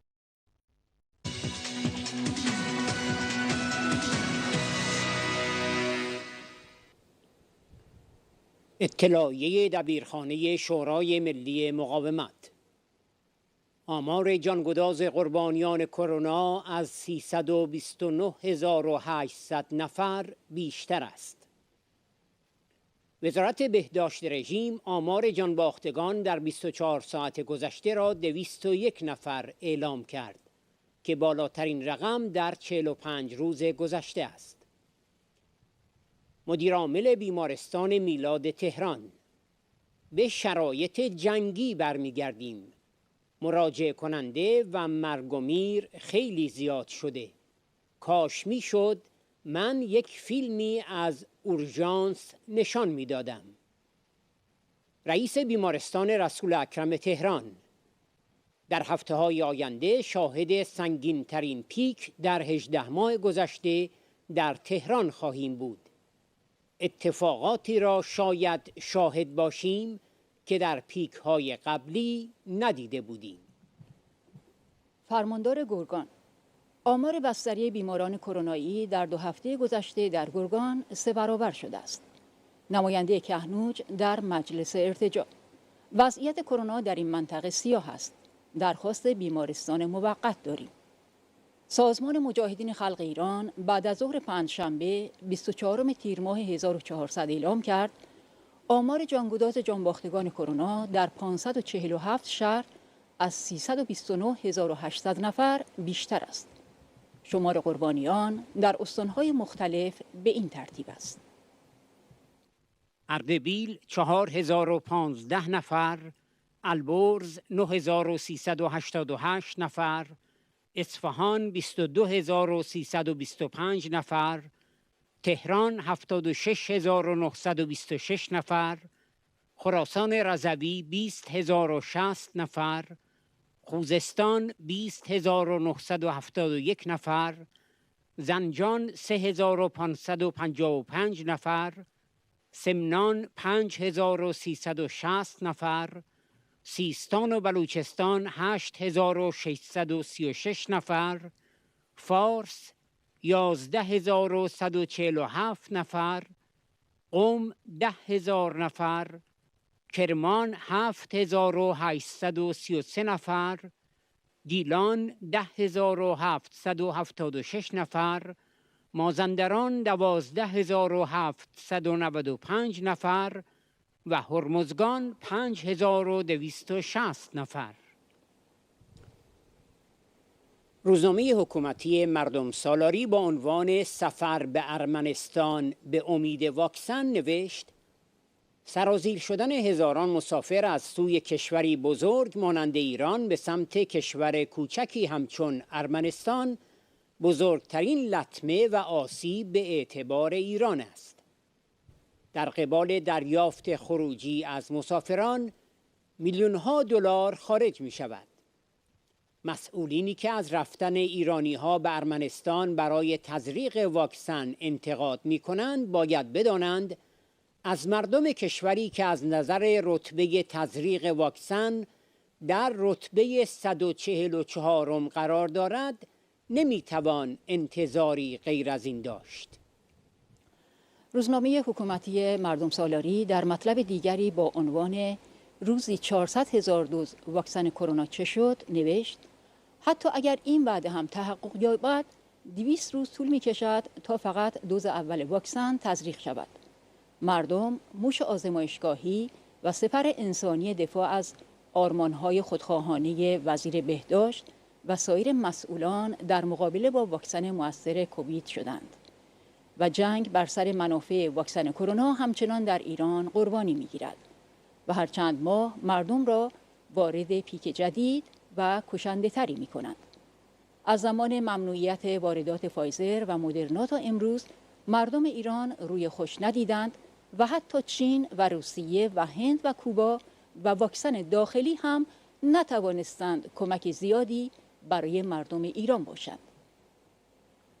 در واقع مردم ایران در محاصره بیماری قرار گرفتند، در حالی که مقامات با رونمایی از واکسن‌های ایرانی پوز می‌دهند. 7 نوع واکسن در ایران رونمایی شده که تنها دردی را خوب می‌کنند، درد منافع مادی است. روزنامه حکومتی آرمان به جنایت رژیم آخوندی در زمینه خودداری از واکسیناسیون مردم اذعان کرد و نوشت: ضد و نقیض‌گویی‌ها و وعده‌های واکسیناسیون در طول این مدت تبدیل به امری عادی شده است. واکسن‌هایی که با آب و تاب رسانه‌ای در مقابل دوربین‌ها به نمایش درآمدند، ولی ماجرای تولید انبوهشان و البته اثر بخشی و نتایجشان نیز هزاران اما و اگر به همراه خود داشته است. قطعاً تاریخ این نحوه مدیریت و عملکرد را به همراه سیاسی کردن واکسیناسیون در ایران فراموش نخواهد کرد. مردمی که اسباب بازی‌های واکسنی مقامات شده اند و هر روز تعداد کثیری از آنها به خاطر همین بازی‌ها جان خود را از دست می‌دهند. روزنامه حکومتی جهان صنعت به فاجعه کرونا در سیستان و بلوچستان اذعان کرد و نوشت: بسیاری از شهروندان در روستاهای سیستان و بلوچستان بر اثر کرونا فوت می‌شوند و به علت نبود کیت تشخیص نام آنها جزو فوتی‌های کرونایی ثبت نمی‌شود. از طرف دیگر در این خطه افراد بدون شناسنامه حضور دارند که فوت آنها ثبت و ضبط نمی‌شود. این افراد بی‌هویت و بی‌شناسنامه گاهی مجبور می‌شوند از سر ناچاری عطای درمان رسمی را به لقای هزینه‌های سرسام‌آور آن ببخشند، در خانه بمانند و حتی به بیمارستان مراجعه نکنند. در چنین شرایطی است که مرگ کرونایی تبدیل به یک فاجعه می‌شود.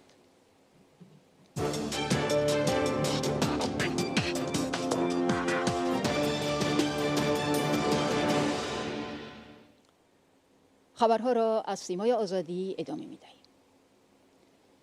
اعتصاب سراسری کارگران پیمانی پتروشیمی و صنعت نفت و گاز، نیروگاه‌ها و پالایشگاه‌ها در 4مین هفته خود برای 27مین روز ادامه یافت. 105 کارگاه، نیروگاه، اسکله و سکوهایی که کارگران آنها در حال اعتصاب هستند، در 35 شهر به رغم تمهیدات و تهدیدات رژیم غارتگر آخوندی به اعتصاب پیوستند. اعتصاب کارگران پیمانی صنایع نفت و گاز، پتروشیمی و نیروگاه‌ها تاکنون شهرهای گچساران، بهبهان، بوشهر، عسلویه، قشم، تهران، عراق، آبادان، کنگان، خارک، اصفهان، ماهشهر، بندرعباس، اهواز، دماوند، کرمان، ایلام، سیرجان، دهلوران، جاسک، لردگان، لامرد، اندیمشک، اردبیل، میناب، آستارا، زاهدان، ایرانشهر، شابهار، مشهد، جهرم، کازرون، دشت آزادگان، جفیر، اصفهان و فیروزآباد را در بر گرفته است. جمعی از کارگران پروژه‌ای شرکت‌های نفتی مسجد سلیمان که در اعتصاب به سر میبرند، در حمایت از دیگر همکاران خود اعلام کردند تا تحقق مطالباتشان به اعتصاب ادامه خواهند داد. شهرستان مسجد سلیمان روی قطب صنعتی ایران عزیز بوده. ما در این مکان جمع شده ایم که دیگر همکاران صنعتگران عزیز در سراسر کشور عزیز ما، خصوص شهرستان‌های ایزه، ارشیجون، گردش، زورستان، آبادان، بوشهر، عسلویه و دیگر شهرها که این عزیزان همزمان و همخون ما میباشند اعلام همبستگی بنماییم تا پایان کمپین 1400 تا به نتیجه رسیدن کمپین حتی اگر ماها طول بکشد در کنار شما خواهیم بود تا بتوانیم به حداقل حق و حقوق خود در صنعت برسیم. شاید درس عبرتی باشد و راه هموارتری برای فرزندان و نسل‌های بعد ما که اجازه ندهند حق حقوقشان مثل ما پایمال بشود. و سلام علیکم و رحمت الله. کارگران پروژه شرکت‌های نفتی شهرستان دهدز که در اعتصاب به سر میبرند نیز تجمع کرده و در حمایت از دیگر همکاران خود اعلام کردند که تا تحقق مطالباتشان به اعتصاب ادامه خواهند داد. عزیزان پروژه شهرهای افشجان و ایزه، ما بچه‌های صنعتیان شهر دهدز فریاد بلندخواهی و عدالت‌جویی شما را دریافت کردیم و تا رسیدن به آنچه حق طبیعی کارگران شاغل در مناطق و پروژه‌های مختلف است کنارتان خواهیم ماند. انشاءالله که دست حق یارتان باشد و با هم بتوانیم با آنچه را که حق و حقوق مسلم خود می‌دانیم دست یابیم. کارگران شرکت جهان پارس پروژه آذرمهران نیز که از 20 روز پیش محل کار خود را ترک کرده اند، حمایت خود را از کمپین 1400 اعلام کرده و به اعتصاب سراسری پیوستند. روز پنجشنبه کارگران شهرداری اهواز در اعتراض به پرداخت نشدن چند ماه حقوق در شرایط گرانی کمرشکن پس از تجمع در مقابل استانداری در خیابان‌های اهواز راهپیمایی کردند.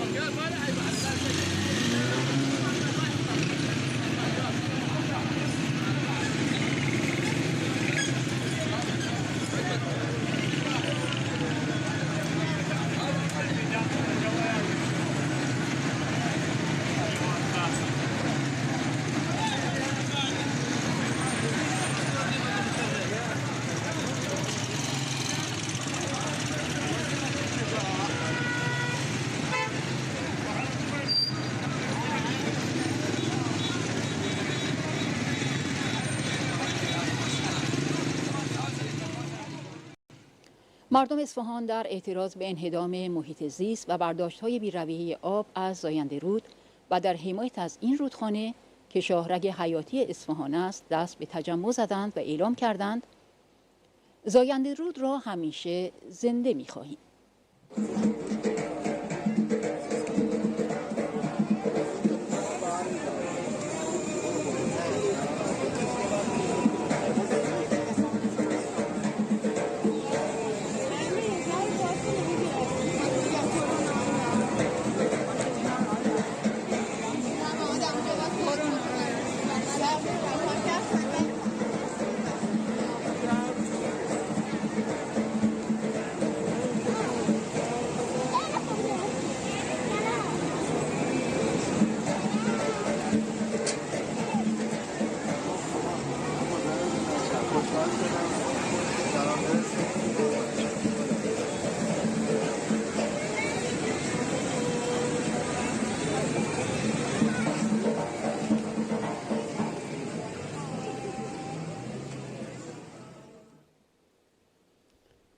در ساوه جمعی از مردم در اعتراض به غصب زمین‌ها و تخریب خانه‌هایشان دست به اعتراض و مقاومت زدند و با مزدوران رژیم که قصد تخریب و تعدی داشتند مقابله کردند. اومدن تخریب کنن خونه‌های مردم و مردم دارن خانه‌ها رو خرج میکنن. 22 تیر ماه 1400 اینجا ساوه است. امروز بچه‌های منابع طبیعی و زمین شهری اومدن خونه‌های مردم رو تخریب کردن و اینجا درگیری شدش با مردم و مردمی که زمان انتخابات این خونه‌ها رو ساخته بودن و با اجازه خود شهرداری حالا امروز میان این خونه‌ها رو خراب میکنن و مردمی که ناچار از فقر و بدهی و بیپولی اومدن اینجا خونه ساختن تو حاشیه شهر، باید این وضع و روزگارشون بشه. روز پنجشنبه کارگران نیشکر هفت‌تپه برای سومین روز تجمع اعتراضی برگزار کردند. کارگران معترض خواهان پرداخت حقوق عقب افتاده و بازگشت به کار کارگران اخراجی شدند. کارگران دفع آفات نیشکر هفت‌تپه نیز 20 روز است که در اعتراض به تمدید نشدن قراردادهایشان در اعتصاب هستند. همزمان با اعتراضات دامداران در تربت حیدریه، نیشابور و شهر کرد، دامداران بیرجند نیز همراه با احشام گرسنه خود در مقابل فرمانداری رژیم تجمع کردند. دامداران بیرجند که به گرانی علوفه و نهادهای دامی معترضند، با ریختن محصول شیر خود روی کف خیابان خشم و اعتراض خود را ابراز کردند.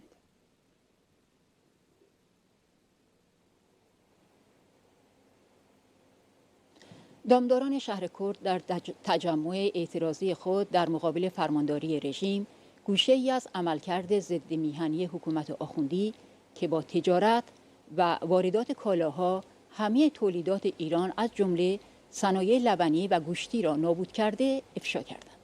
هر تولیدی باید توجیه اقتصادی داشته باشه. بدون سود بردن نمیشه تولید کرد. ما 4 ماه رو هر کیلو شیر داریم 3000 تومان ضرر میدیم. منی که 700 کیلو شیر دارم روزی 2 میلیون تومان ضرر میدم. این ضرر یعنی چی؟ یعنی یارانه‌ای که من دارم به مردم میدم. مگه من نفت میفروشم؟ نفت و دولت میفروشه. یارانه مگه من باید بدم؟ دولت باید یارانه بده. من مجبورم گاوای مولدی که 7 و 8 ماه آبستنی داره اصلاح ژنتیک کردم روش 20 سال و 40 کیلو شیر میده رو ذبح کنم به قیمت 2 تا گوسفند. این ذبح بشه در آوردن این گاو، تولید این گاو 25 سال طول میکشه. چرا اینو نمیفهمن؟ 6 ماه دیگه باید شیر رو بخریم 20000 تومان. گوشت رو باید بریم، باید دستتون رو دراز کنیم به چین و کشورهای خارجی واسه شیر خشک، نه شیر تازه.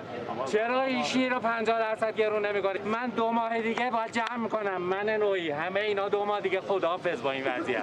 اگه به 2 ماه برسم بعدش میخواد چیکار کنیم؟ من گاومو میفروشم میذارم تو بانک، سودش بهتر از این کاره. ولی مردم میخوان چیکار کنن؟ از کجا میخوای گاو اصلاح نژاد شده بیاری با 40 کیلو شیر؟ آلمان بهت نمیده، فرانسه بهت نمیده. دونه $5000 پول میگیره اگرم بخواد بده. من اینو دونه $1000 تولیدش کردم، ولی به خاطر ندونم کاریهای دولت ما داریم هممون منهدم میشیم. روی ژنتیک گاوش، روی ژنومیک گاوش، روی اصلاح نژاد گاوش، همه دارن به نابودی میرن. باید کشتار ببینیم گاو چی میکشه. از نمیاد جواب بدن به ما الان. استادا این همه جمعیت اومدن شیر ما بعضی جا میبرن 30000 کیلو درش میارن، بعضا 45000 تو مراسم یا نمیدونم آقایونی که مینشینن رو میز 45000 تومان شیر ما در میاد با 4000 تومان. آقایون سهامدار لبنیاتن یه باری 1 میلیارد ببینی 2 میلیارد 100 میلیارد میخوره. ما چند سال اینجوری هستیم، مگه الان هست؟ اینایی که دارن سرمایه مردم ها میخوان شیر مفتی بگیرن از ما، اونایی که میخوان مانع بشن از صادرات شیر خشک یا کره یا حتی لبنیات، گوشت دام زنده یا حتی گوشت منجمد، اینا سودشون تو کاره. اینا که کسی به فکر دامدار نیست.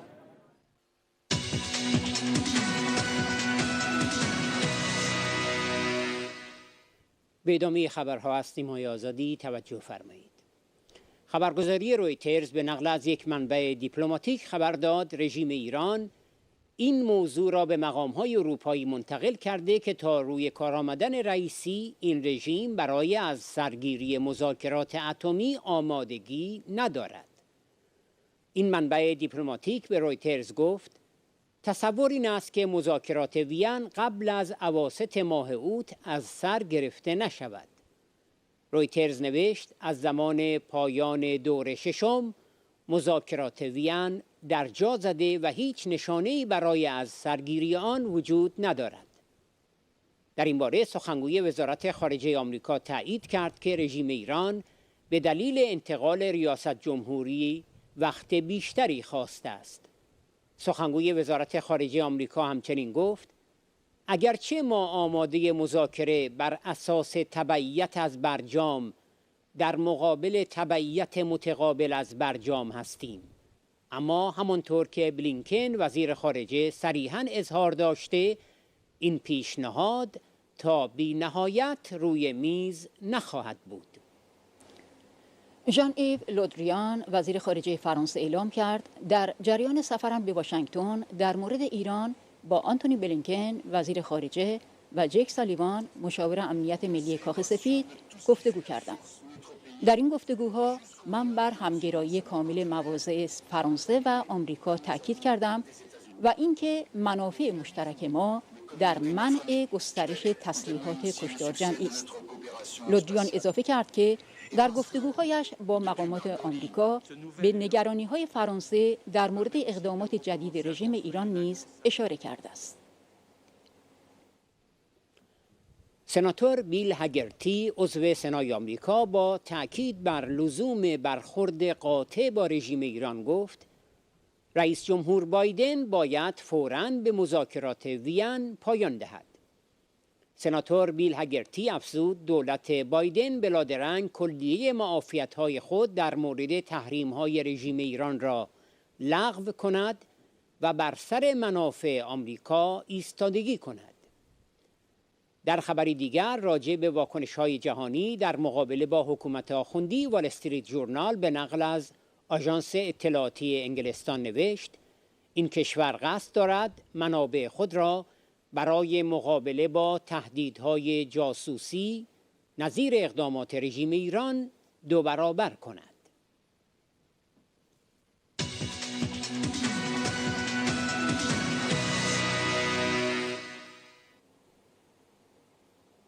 بینندگان عزیز، توجه شما را به قسمت دوم مشروع گردهمایی جهانی ایران آزاد جلب می‌کنیم.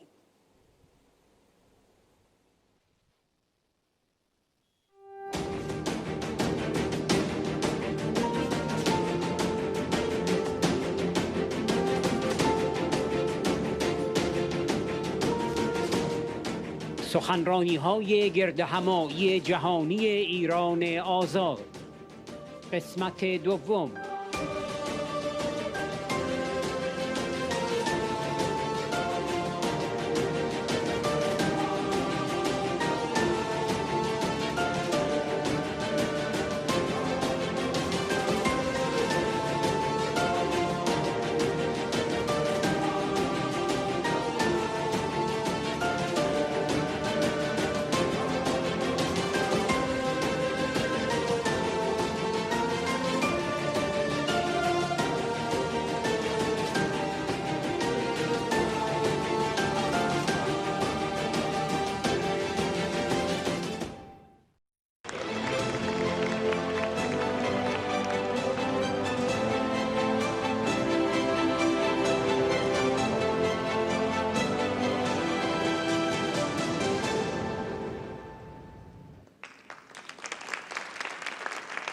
I have to admit that when I was much younger than I am now, I once had a chance to visit Iran, and I have really to keep in my memory that it's a beautiful country.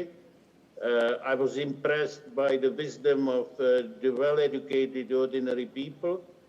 I was impressed by the beauty of the nature and the richness of the history. And since that, I do have a kind of a dream about a great country with great culture, with people and leaders who build a pillar of stability and economic prosperity and peaceful cooperation among the nations. A dream about Iran that is a source of wisdom and leadership for others in the Middle East. A dream about Iran that is a non-nuclear, democratic, secular state. This dream, of course, is very different from the reality of Iran that we know today. Iran that is the theocratic dictatorship and a major threat to peace in the region as well as for the entire world. Current Iranian regime has its roots in its medieval nature. It finds it necessary to export its malign ideology for its own survival and under a banner of religion. Iranians' proxies in the Middle East, be it Hezbollah in Lebanon or Syria, Hamas in Gaza or Houthis in Yemen, just serve to its pervasive interests. Where the proxies have not been able to take the roots, Iran has engaged in subversive activities via the Revolutionary Guards to undermine its rivals and enhance its influence. Iranian regime's quest for regional dominance has created tremendous instability in the region and inflamed wars that have left thousands of people killed and dead. In Iran, everything is decided by Khamenei, the supreme leader, no matter who the president is. Therefore, as has been said already, the moderate versus hardliner has been a game to fool the West and buy more time for regime survival. Now that Khamenei is extremely weakened and frightened by a society that is like a powder keg, he has no other choice than to bring up Ibrahim Raisi, his most hardline man, and the internationally recognized murderer. Therefore, in the West, we must finally change our policy. The EU has spent too much time trying to appease Iran and its regime. We clearly see that this policy had not brought any positive results. JCPOA agreement serves just the regime to find a hidden road to build its bomb.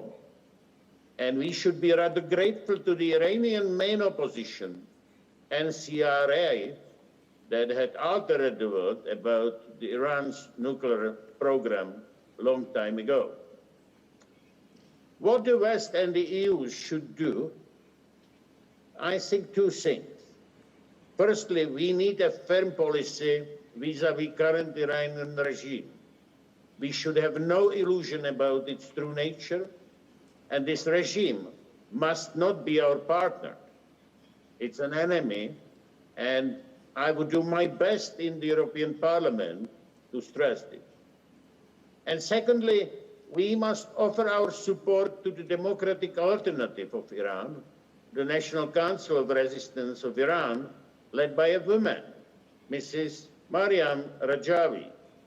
She had a plan for the future of Iran, and I've read the plan, and I strongly believe that this is the plan, if realized, that can make this dream about Iran finally a reality. So let me therefore express my support for Mrs. Maryam Rajavi. She is the future of Iran, and she deserves our full support and solidarity. Thank you very, very much.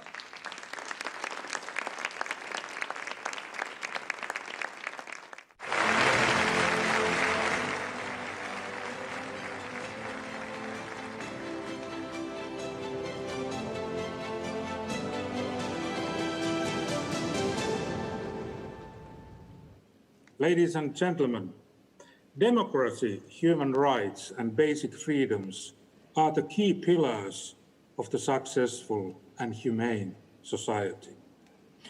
I was the chairman of the Foreign Affairs Committee in the Finnish Parliament between 2011 to 2015, after which I served as a Foreign Minister of Finland for 4 years until 2019. As a representative of a small, democratic, rule of law committed country, I have experienced myself how an opposition politician can become a minister, what difference it makes, and what the limits in decision-making are. Today, the system of Iran doesn't give people a chance for democratic society. But the country has all the basic elements for success. Those elements are capability, will, and opportunities. First, I believe that the Iranian people have the capability.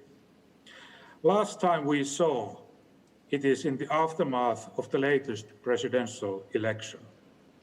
People understood very clearly that the process was not at all democratic. People understand that no matter what Mr. Raisi says about his pro-human rights approach, human rights violations have not only continued, but they have increased after Raisi was nominated as a chairman of the Supreme Court in November 2019. So the Iranians really have the capability. The cry for freedom is getting louder every day, and no president can stop or silence it. Second, the will. On the other hand, dictatorships suppress. On the other hand, they lead to the desire of change. The question is, which one conquers the other? And how does people's justified desire for change evolve, and how it is channeled into action? And third, opportunities. At the moment, the dictatorship does not provide opportunities. It does not give people a chance.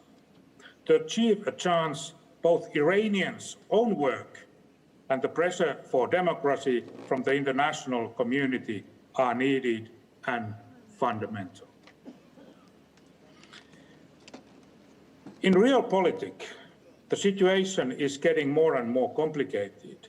So the dictators are clinging to each other. They fear all kinds of revolutions. Every ideology, religion, belief, or value becomes secondary and irrelevant, and the biggest, number one goal remains: to stay in power and receive the power no matter what. And when it comes to the West, the United States and Europe must adopt a common unified policy. The problem is that many European countries have a huge interest in Iranian market and bilateral trade. The US policy is essential. Human rights must be protected and promoted both home and abroad. That makes an impact. Communication is also pivotal, and it must be true. The most crucial, fundamental, and pivotal element on the way to success is the will of the Iranians themselves. That cannot be imported. Iranian people need friends and supporters, but the key ingredient for sustainable change can only stem from the Iranians themselves. I trust in you. As we can conclude today, the current situation in Iran seems problematic, pessimistic, and worrisome. There are plenty of reasons to be worried. For example, the United Nations supervisors have stated that the Iranian Christians are suffering from systematic persecution. Just before this conference, I learned that a couple of weeks ago, 3 Christian converts were sentenced to the prison for 5 years in Iran. It is expected that the situation will just get worse under Raisi regime. Despite all this, however, there is a big reason for hope as well. For hope. The Iranian people in the country and around the globe, we can see a growing desire for freedom, for change, and for a better future. I am really happy and honored to address this audience today. Here, the hope seems to become something more tangible. Thank you very much.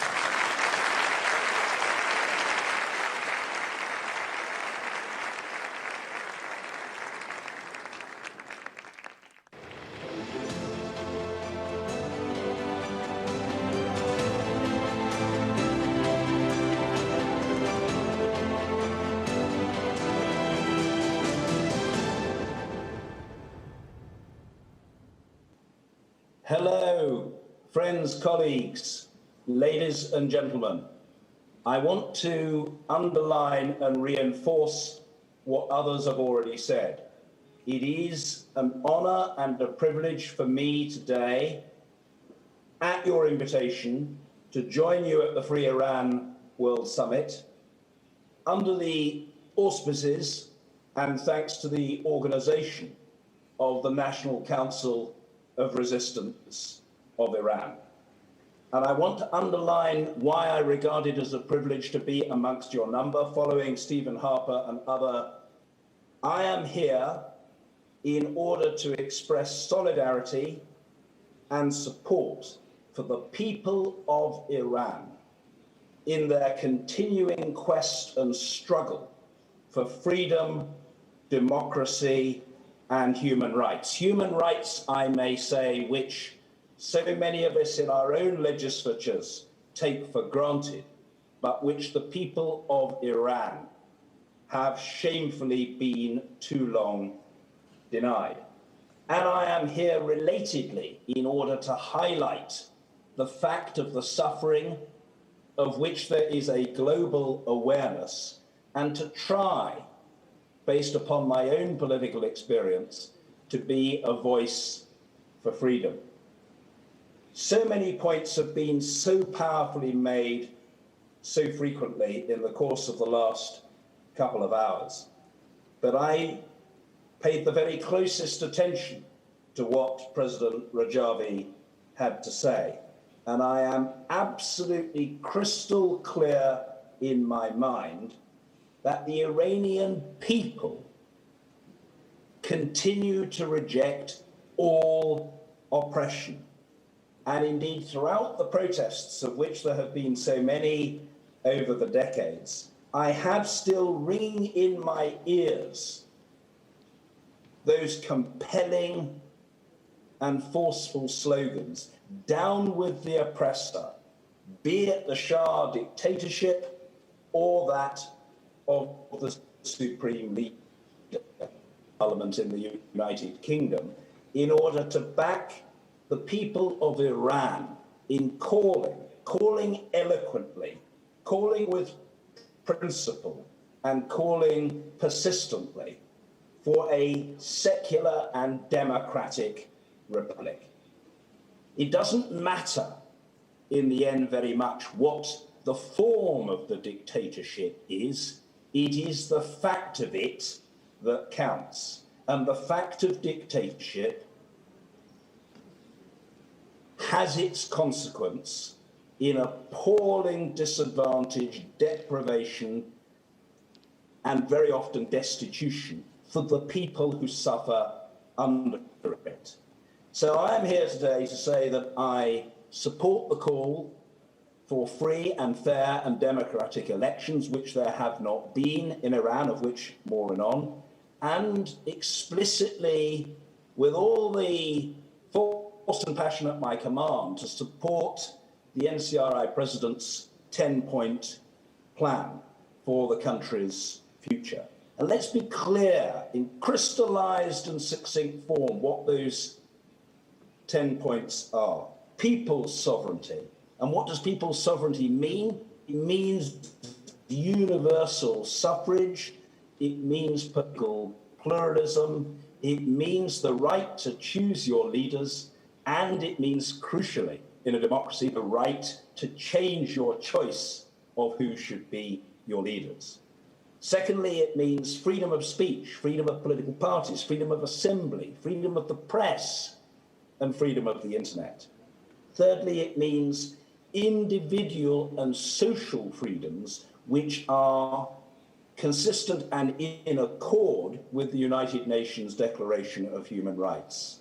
That declaration is honored at the moment in Iran exclusively in the breach, not in the observance. They don't respect it in the Iranian government. They have contempt for it. We who believe in individual and social rights are very clear that there should be no death penalty, whereas in Iran it is applied on a horrendous scale. Fourthly, we believe, as has already been articulated, in the separation of religion and state.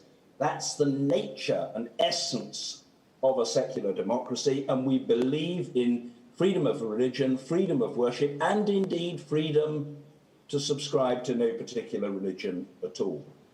Fifthly, the 10-point plan is about complete gender equality.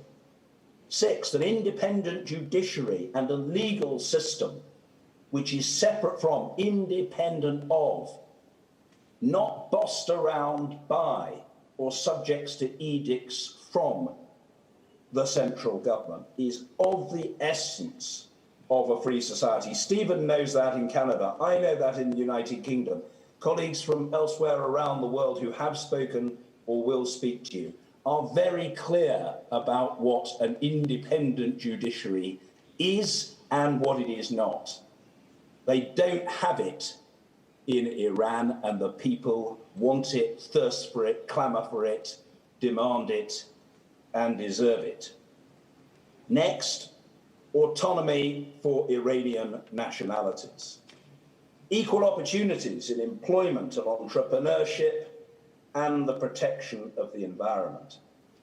I want to underscore one further point, and that is the importance of a non-nuclear Iran. My sense of it from outside is the expenditure of huge sums of money, of millions upon millions upon millions upon billions of pounds to make Iran a nuclear weapons state when people are suffering the most appalling living standards is a moral outrage. What we want, surely, what Iranians want, what the world wants is peace, coexistence, regional and international cooperation.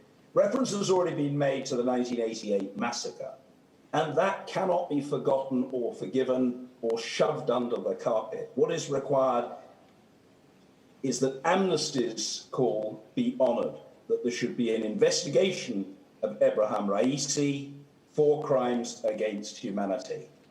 That man has much for which to answer, and he is the very embodiment of the bloodthirsty tyrant. I am clear, and I want you to know that I think Democrats around the world are clear, that this distinction between hardliners and reformists is a total and unmitigated sham. It is a public relations con trick. It is a devious device to convey the impression that there is hope for and a prospect of moderate leadership, which within the context of this fundamentalist regime is not possible, will not happen, can never be. They're all the same. Reformers, hardliners, the game is over. People are not stupid. They know what's going on. Iran's government is a state sponsor of terrorism. It is an egregious abuser of human rights. And we in Britain know from the appalling depredations suffered by Nazanin Zaghari Ratcliffe just what contempt the regime has for the rights of individuals and their opportunity to be with their own families. Trumped up charges, long prison sentences, compounded and exacerbated by further punishments down the line, are not the stuff of free and civilized societies. They come from the playbook of the practitioners of state terrorism and dictatorship. And while all of that is happening, my sense is that the people of Iran don't want sanctions to be lifted because that will help the regime, but it will do nothing to mitigate or reduce the burdens faced by the people. Quite a bit has been said about elections, and therefore let me say that my understanding from where I am in the United Kingdom is that right across the political spectrum, we are clear that that recent election was totally corrupt. It was meaningless as an expression of the public will. Apart from anything else, you had to be a heartfelt subscriber to and demonstrate a practical allegiance in favour of the supreme leader, and no woman could be considered for the presidency. So the 18th of June mass boycott of the presidential election spoke volumes. It was powerful. It has been noticed. It will make a difference. The regime has been shamed by it, a turnout of below 10%. And deep down, the regime know that they are, as we would say in my country, on the skids. They are under pressure. They have been sussed, found out, exposed for the lies that they persist in telling. So the boycott showed that people reject this, as I say again, sham moderate versus hardliner distinction. And on the subject of Mr. Raisi, about whom Stephen Harper spoke so potently, that former Chief Justice of Iran hasn't got the scintilla of a claim to a belief in democracy, in fairness, in pluralism, in the right of the people to choose, whatsoever. He was a key player in the death commissions which massacred tens of thousands of people. So in conclusion, and in expressing solidarity and support for the person I call President Rajavi, let me be absolutely explicit. Your message has been heard. It is understood. You have enormous support across the democratic world for the clarity, the moral principle, and the unswerving conviction of your position, which is to say no to dictatorship, no to the Shah, no to religious hegemony, no to theocracy, but yes to democracy. And as someone who is very privileged to live in a country not perfect and whose government is not perfect and whose political system is not perfect, but which is free, can I please, in concluding, empathize with and reach out to you one and all. Please remember, however miserable you are, however poisonous the government of Iran, however appalling and egregious the abuse of the rights of the people that you witness and you know to take place, remember, you are not alone.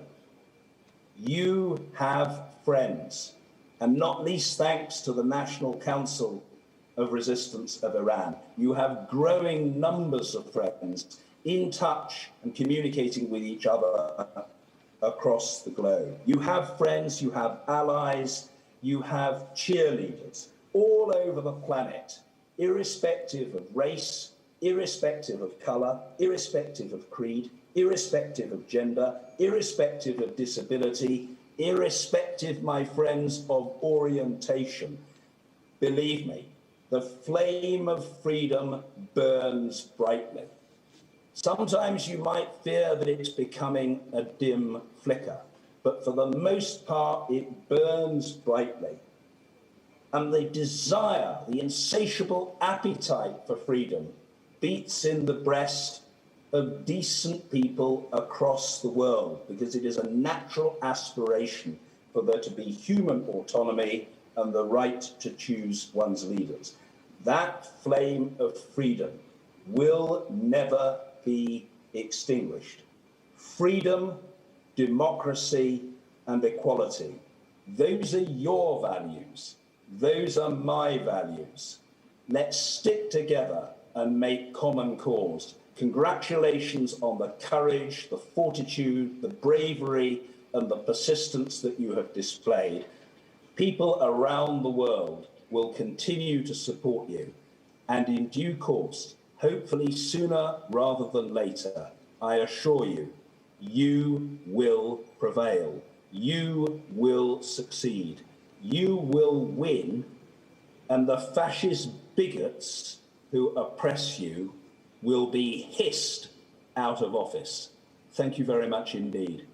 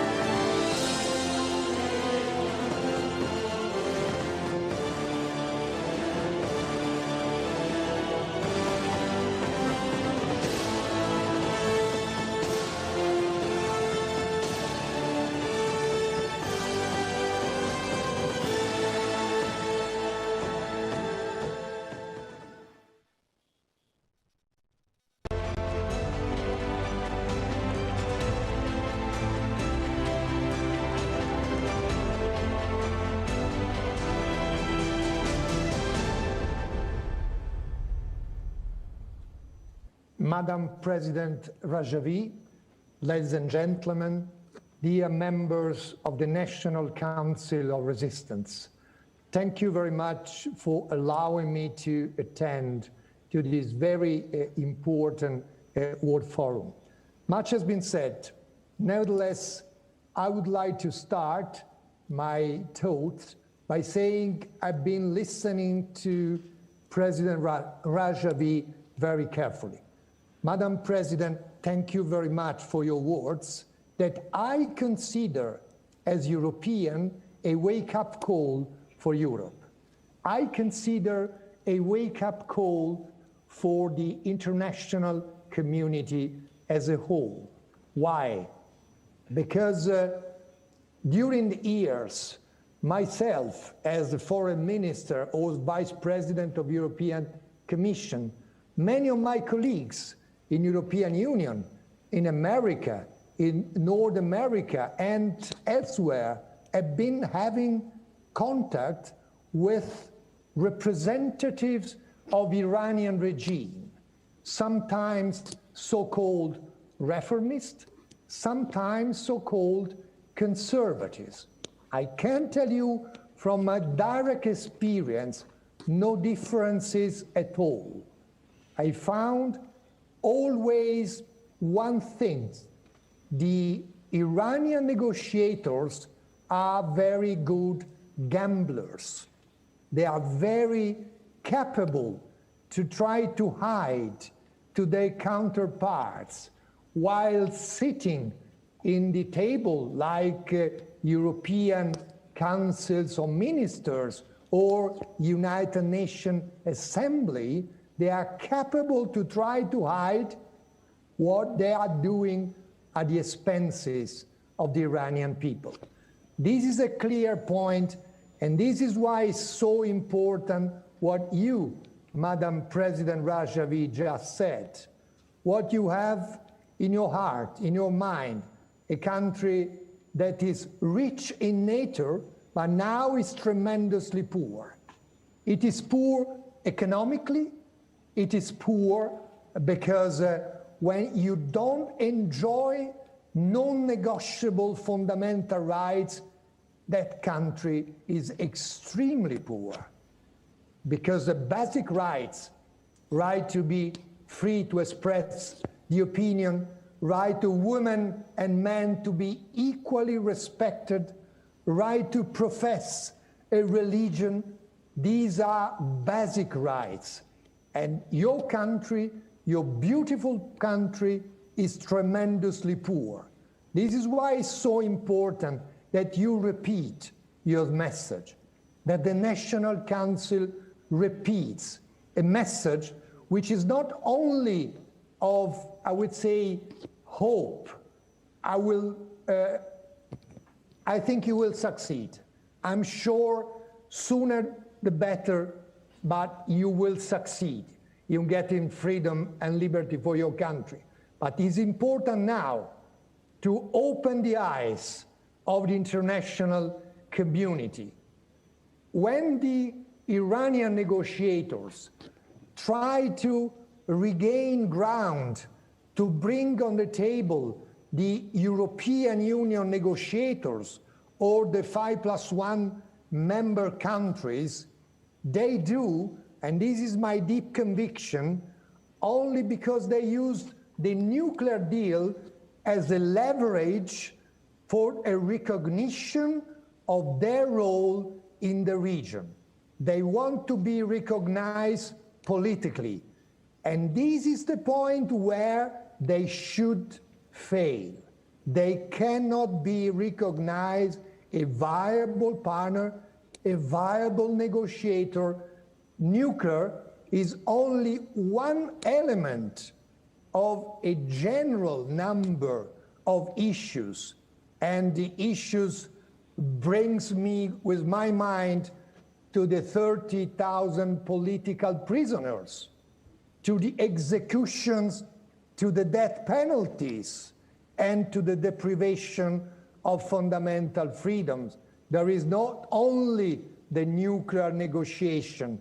And if we fall in the trap to sit around the table and to negotiate again, we just give the regime a legitimation, a recognition of their role. And their role is unfortunately also the one to destabilize the whole of Middle East, especially now, after the election of Mr. Raisi. There was not an election, it was a designation from the Supreme Guide, and frankly speaking, if this was the designation, in my personal opinion, this was a message of weakness, not a message of strength, because designating Mr. Raisi means the regime is going towards more repression because it's losing completely its reputation. It is a clear point in international relations. If a given regime is losing its reputation, it has to increase repression, to silence the free voice. Fortunately, you are a free voice speaking through a network worldwide. But you have to help people of Iran to regain ground and to be able to express their free voice inside Iran. And when people talk about sanctions, again, in my personal opinion, sanctions are not affecting the free people of Iran, because lifting sanctions would represent only to give more money to the regime, not to give more money to the free people of Iran, because it happened recently during the moment where the sanction had been lifted. What was the result? Poverty, despair, no freedom, exactly the same of the period of time where the sanctions are in force. So also we have to clarify this point, because it is very often used as a regime propaganda. You want the sanction to affect people. It's not the people to be affected. It is the regime. They are the finances of regime. It is the corruption of regime. It is the unbalanced distribution of richness among the people which is affected by giving more money to the regime.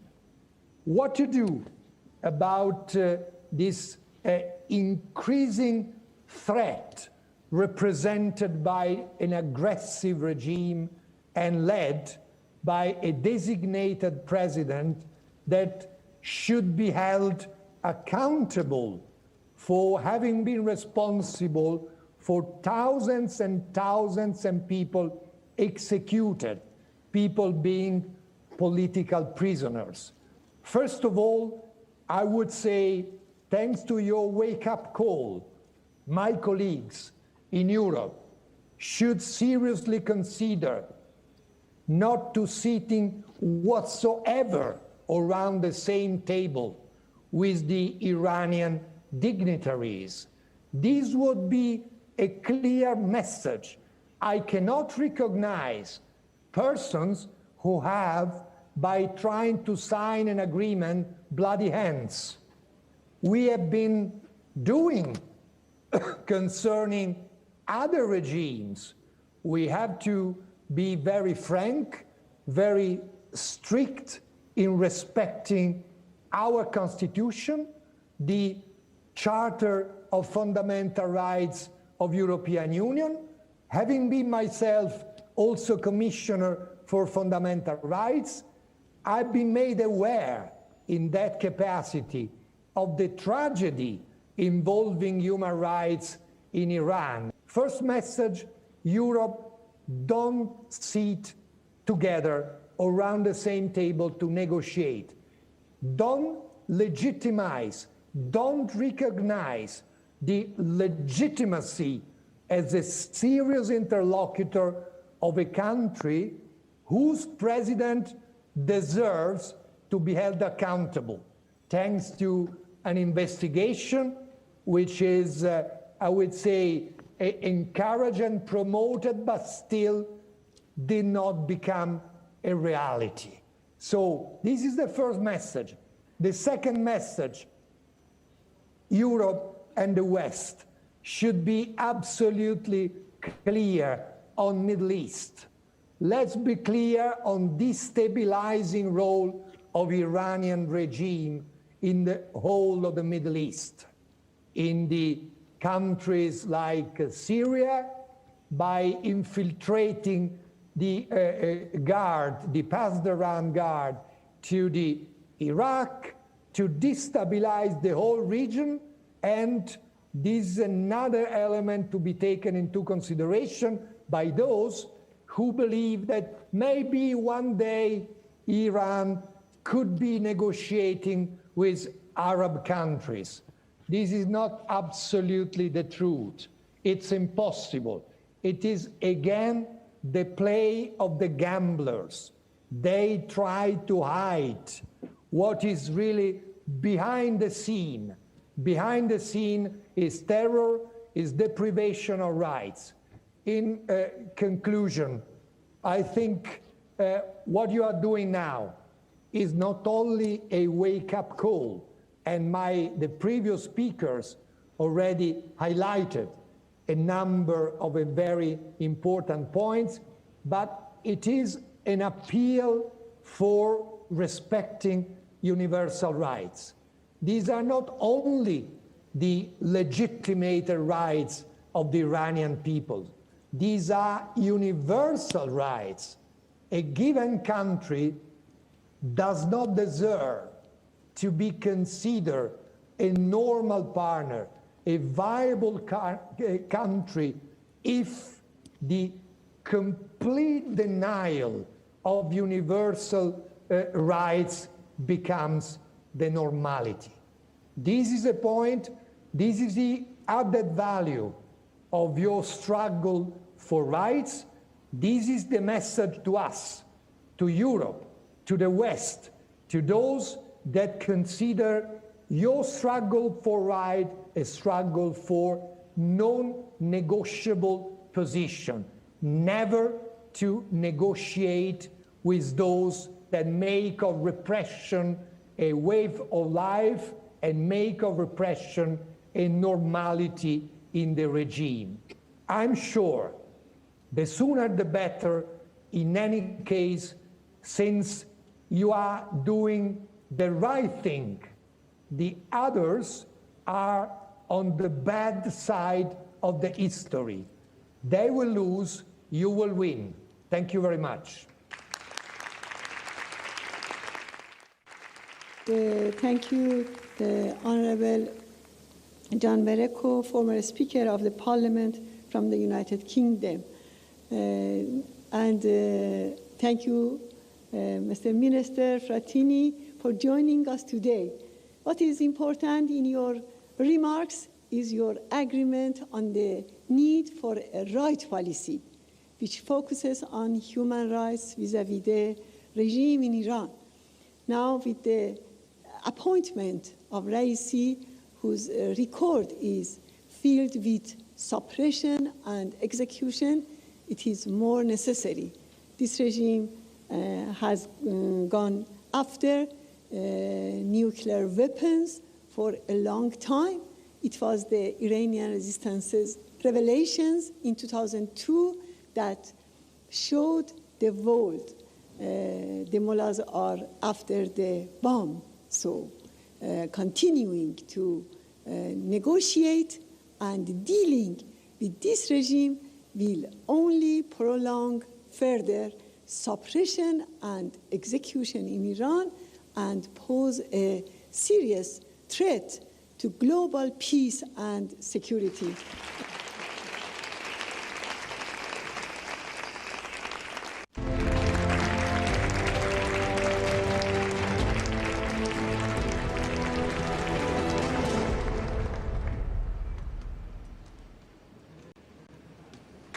I send you greetings, Madam Rajavi, as I do to the people of Iran, to our friends in Ashra 3, and to dignitaries gathered here for this event. It is a privilege to join you all for this year's Free Iran Global Summit. We gather, of course, at a critical and decisive time in Iran's history. You know, in a democracy, people like me campaign enthusiastically and publicly in the streets, encouraging people to go out, use your vote. I say to them, make your choice about the government of your country. It is your birthright to do so. It's not a luxury. It is an important civil right and civil liberty. Alas, the people of Iran have no such civil liberty. They were not given a choice, but they made their choice very clear indeed. When the time came, their choice was a resounding national boycott of the regime's phony election. I say, well done, my friends in Iran. I salute you. As my friend Mariam said, the people showed to the Iranian dictators and to the world that they want real change, genuine change, and not a masquerade of statesmen.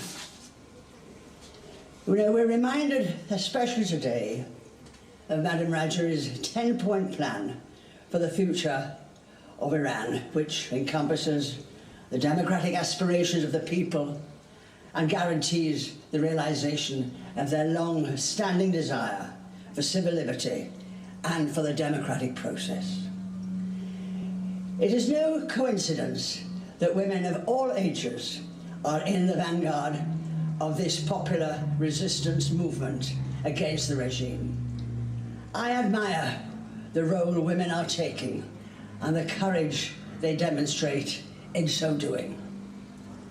For world leaders and the international community, this summit, with thousands in attendance, reflects, you know, only a small portion of the strong support the NCRI and the President has among the Iranian people and worldwide.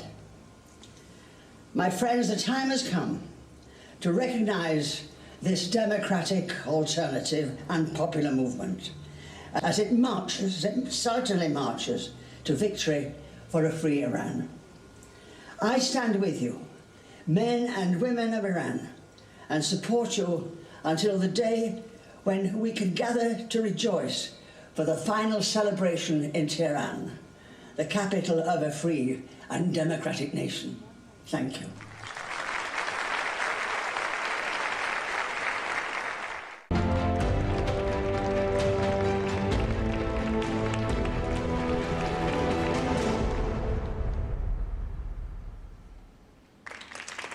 Verehrte liebe Frau Präsidentin Rajavi, meine sehr geehrten Damen und Herren, liebe Freunde von Ashraf 3.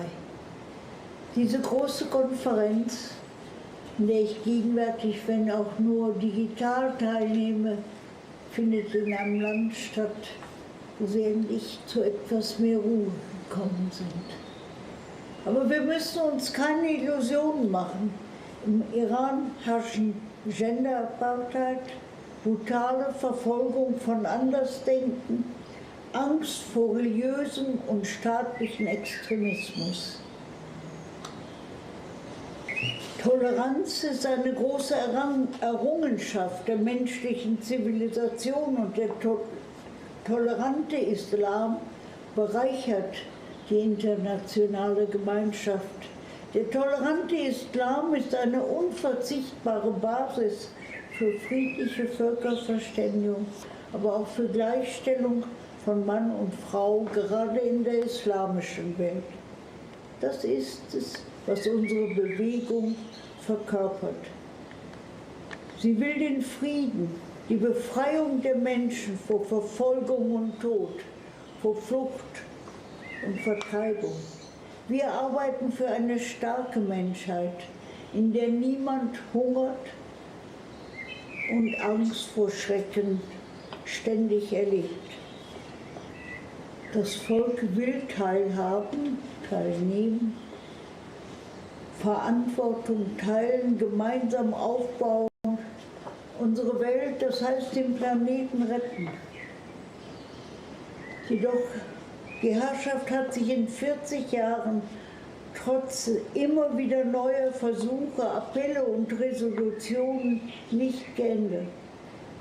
Sie scheut und verdrängt Veränderungen, die so dringlich und unverzichtbar für das Volk, die Menschen sind.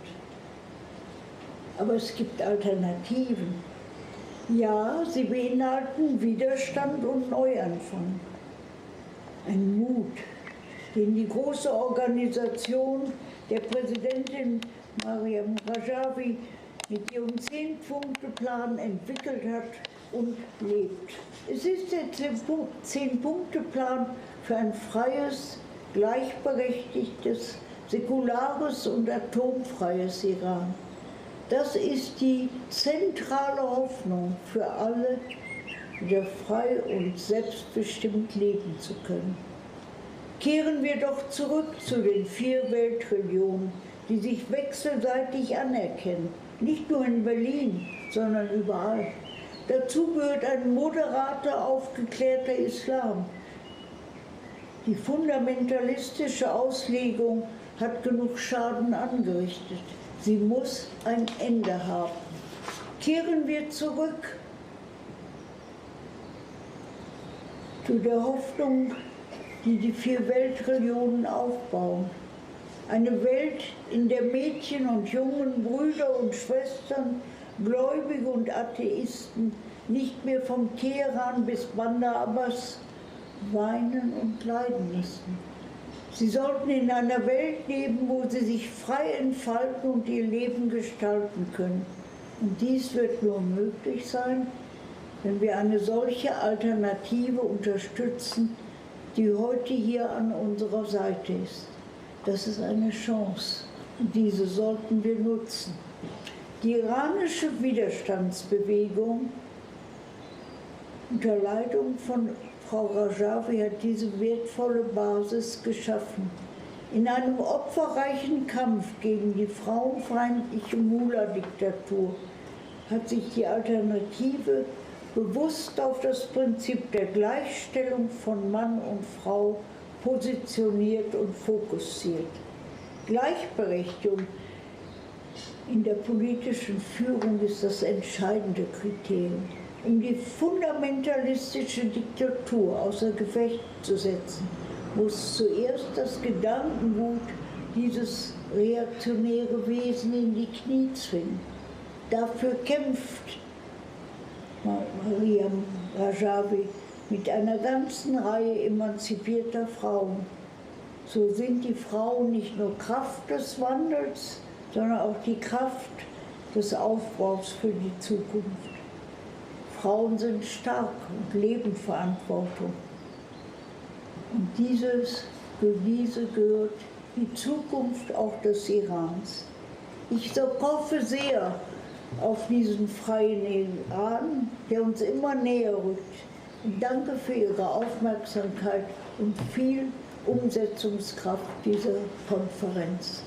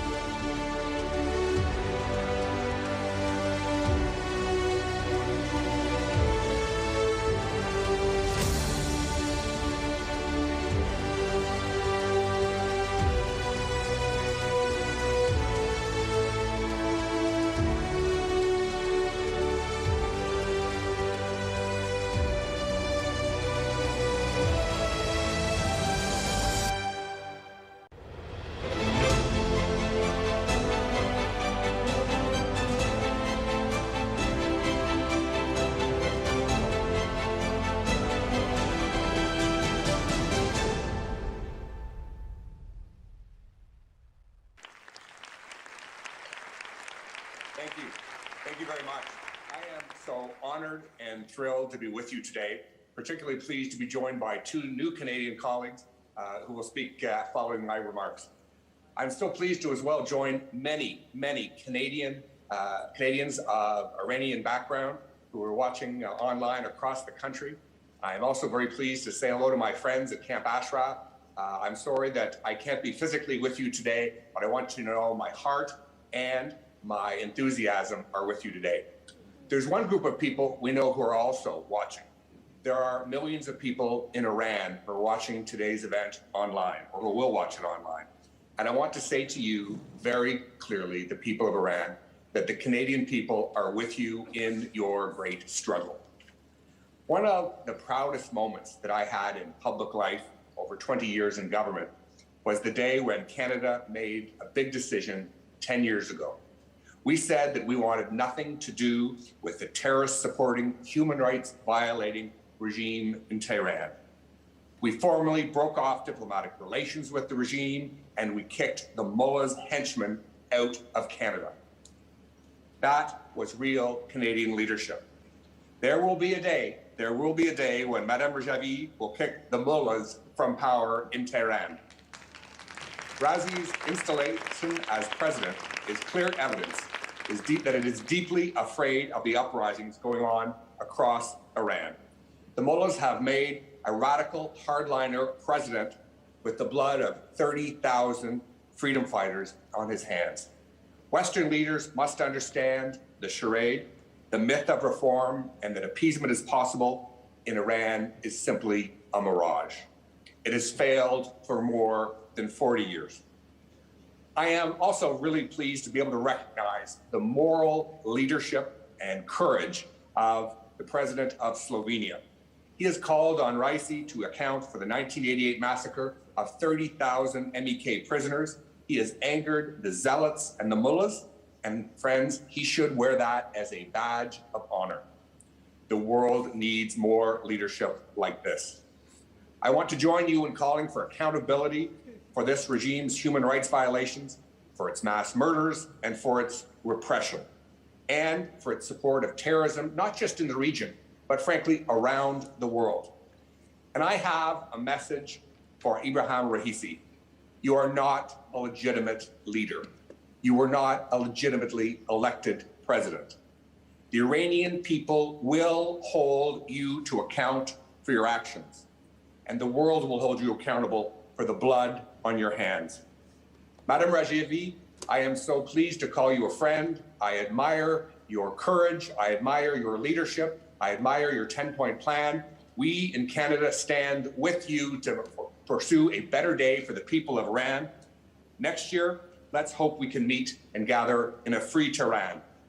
Howzer, howzer, howzer.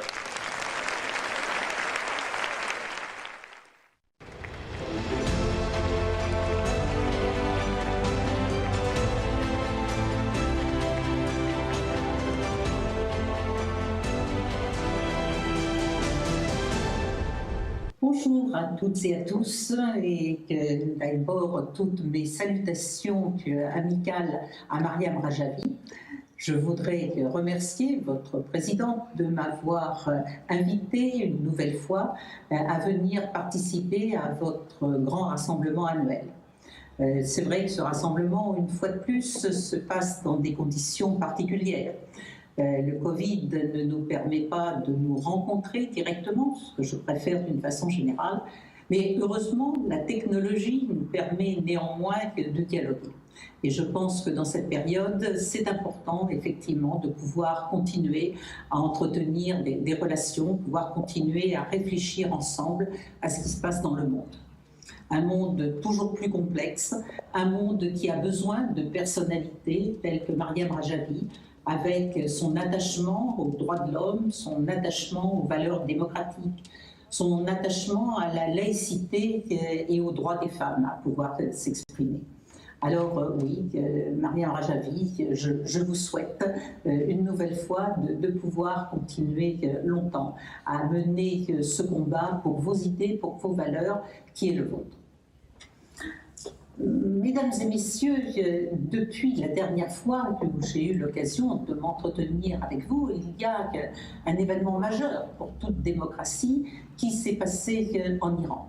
Cet événement majeur, c'est l'élection présidentielle.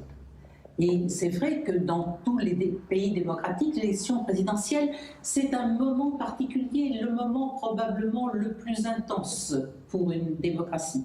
Celui où l'ensemble des citoyens choisissent celle ou celui qui sera le président, c'est-à-dire qui donnera les grandes applications, les grandes orientations en fonction de ce que veulent d'ailleurs les citoyens, celui également qui est en charge de préparer l'avenir, celui qui est en charge de représenter le pays à l'extérieur.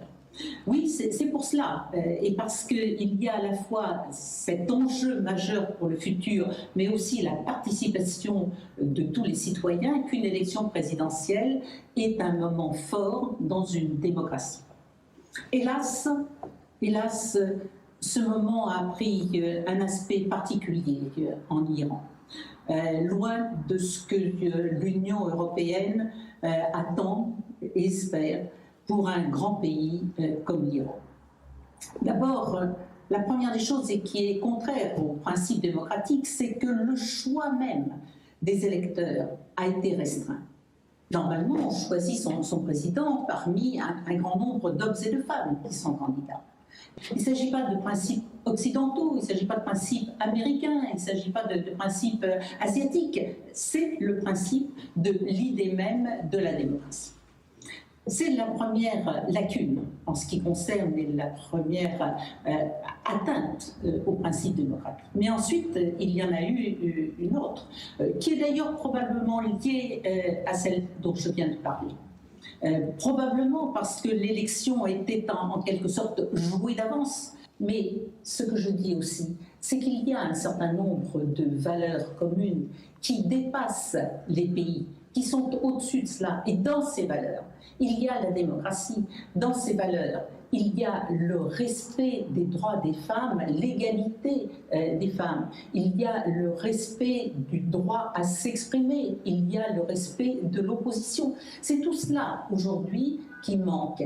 Et on a vu à travers la grande abstention et le ras-le-bol qui est exprimé par un certain nombre d'Iraniennes et d'Iraniens qu'il faut que l'Iran bouge dans ce domaine. Il est évident que le monde entier compte sur un Iran qui soit un facteur de paix et de stabilité. Pour cela, c'est aussi aux Iraniennes et aux Iraniens eux-mêmes de montrer qu'ils ne sont pas d'accord avec certaines options qui sont prises aujourd'hui.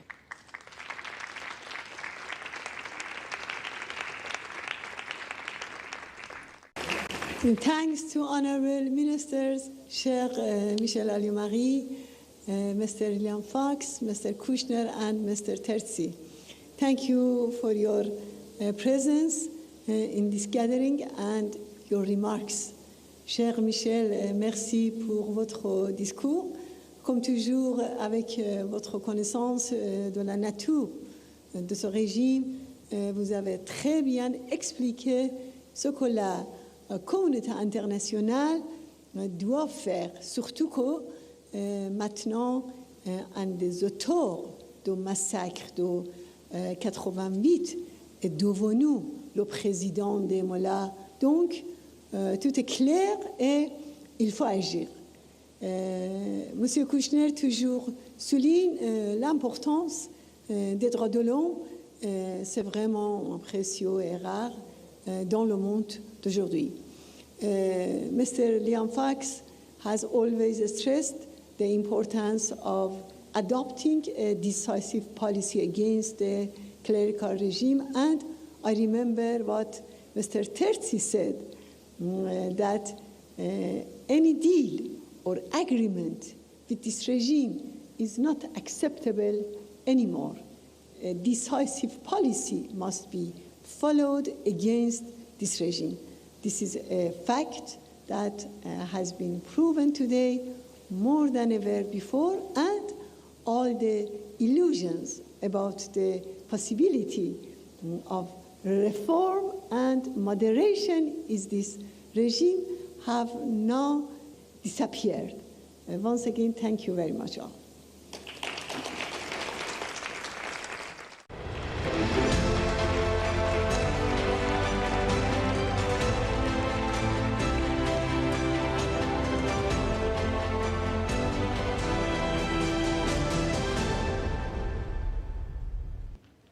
Dear Madam Maryam Rajavi, President-elect of the National Council Resistance, Iran, it is a great honor indeed to address this important yearly event of the Iranian resistance, taking place at an extremely critical juncture for the international community and for the Iranian people. Now it is the time to get rid of the genocidal regime of the mullahs. The awareness about their crimes and the quest for freedom, justice, dignity, and a decent life are strongly felt by all who are committed to help those who are suffering under the cruelty and the corruption of the dictatorial regime. And this is especially true in the case of Iran. A large number of ex-officials and former ministers is attending this NCRI summit. They have been in charge of decision-making in their countries, and they are participating today because they are concerned about mullahs' human rights violations, secret nuclear program, Iran's meddling in other countries' affairs. By their attendance and their contribution to our discussion, these personalities intend to draw the attention of European and world leaders to the fact that now, with the election of the Iran president, of a mass murderer, the criminal nature of the regime is officially certified. The Iranian people have widely boycotted this sham election. 1,200 MEX supporters inside Iran have documented from polling stations in 400 with more than 3,500 clips the extensive boycott of the election. Less than 10% of the eligible voters did cast their ballots. They did it at the price of being arrested and tortured. Many Western governments and parliaments expressed concern about the inhumane policies and actions of the Iranian regime. Still, many people, both in the United States and in Europe, have a clear responsibility in doing nothing to prevent these horrors. By making unnecessary and unfair concessions to the regime, Western governments show to the mullahs that they can enjoy impunity, that their crimes will remain unpunished. So the Iranian regime becomes tougher and tougher. The newly elected president of the Islamic Republic of Iran, Ebrahim Raisi, is a mass murderer. He was in charge of the 1988 massacre of innocent political prisoners, dissidents and protesters who were just seeking their freedom, freedom of thought, freedom of religion, political freedom. Most of them were killed by Raisi's orders simply because they stood on their beliefs as MEC supporters. It is time to stand side by side with the great Iranian people to finally put an end to a bloody tyranny. The fast track Raisi obtained to gain the presidency was a clear sign of the Supreme Guy's desire to have a president willing and ready to carry out the most heinous and bloody repressions against any opposition or dissidents, a loud warning to Western leaders seeking to renegotiate the JCPOA. The 2015 nuclear deal has neither prevented internal repression and bloodshed nor military aggression throughout the region or sponsoring of terrorist activities.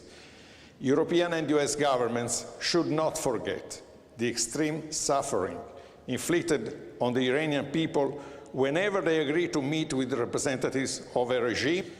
Neither has the nuclear agreement curbed Tehran's aspiration to have nuclear weapons and a missile program in blatant violation of the UN Security Council Resolution 2331 and the nuclear program, in spite of the IAEA bans, raising uranium enrichment to 60%, very close to the breakout capacity for a nuclear bomb. About Iran's support of terrorism, we all know the real face of the regime and the threats we faced in Villepin 3 years ago with the terrorist plot engineered by the regime and almost executed by Sadollah Azadi, the regime's diplomat spy based in Vienna. For the first time in Europe, a national court ruled about and sanctioned a terrorist plot as clearly ordered by the regime leadership, inflicting the maximum penalty to Sadollah Azadi and his accomplices. It is high time for the European governments to establish an Euro-Atlantic front to effectively face the threats coming from Iran. A good opportunity is the resolution signed by the majority of the US Congress to condemn violations of human rights and state terrorism perpetrated by the Iranian government. Bipartisan appeal coming from US lawmakers is a call to collaborate with European allies in order to dismantle the dense network of operatives taking advantage of diplomatic coverage of his embassies in our continent. It is necessary to take a firm action against embassies and consular offices, as in the cases of Vienna and Tirana, which are responsible for providing Iranian regime cover and assistance to terrorist activities. These outposts of Mullah's terror must be immediately closed and definitely removed. It is no more acceptable to deal with those like Ibrahim Raisi, who have on their hands the blood of tens of thousands of Iranian people. He is the perpetrator also of countless crimes against humanity and human rights.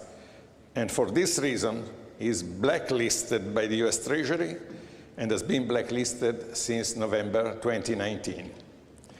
The names of all these victims must be engraved on the hearts and minds of every decent human being.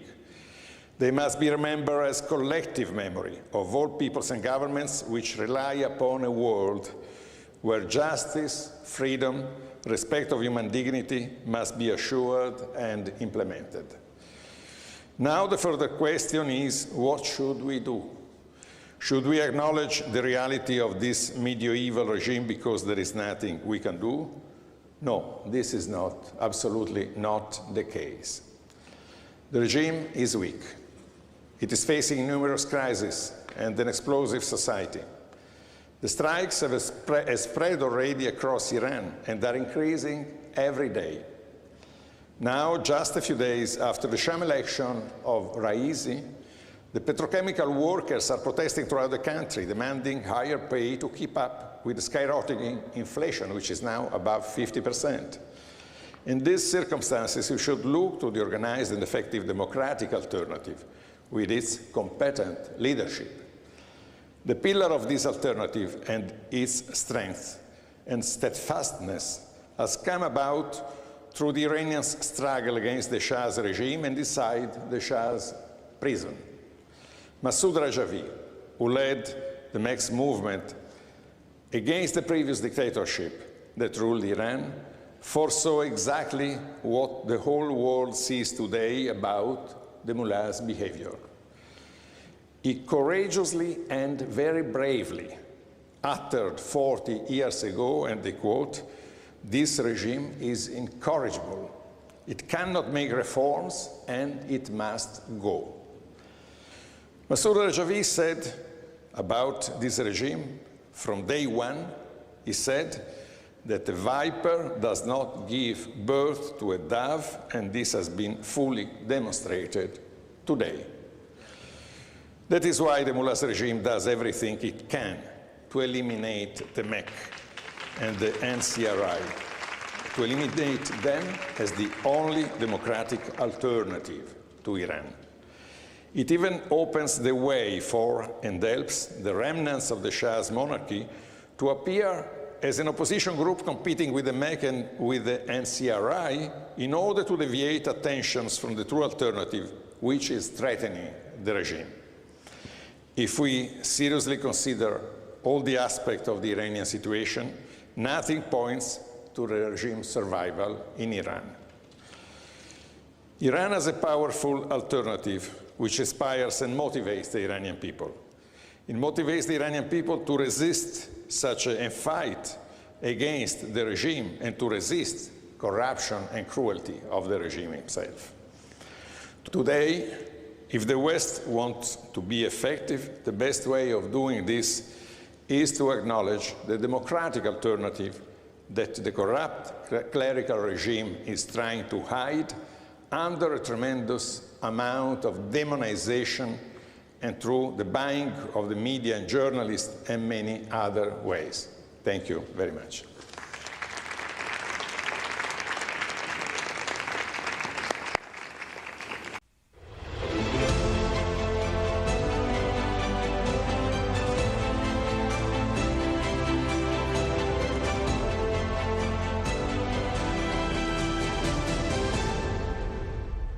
Madame la Présidente, Mesdames et Messieurs, ladies and gentlemen.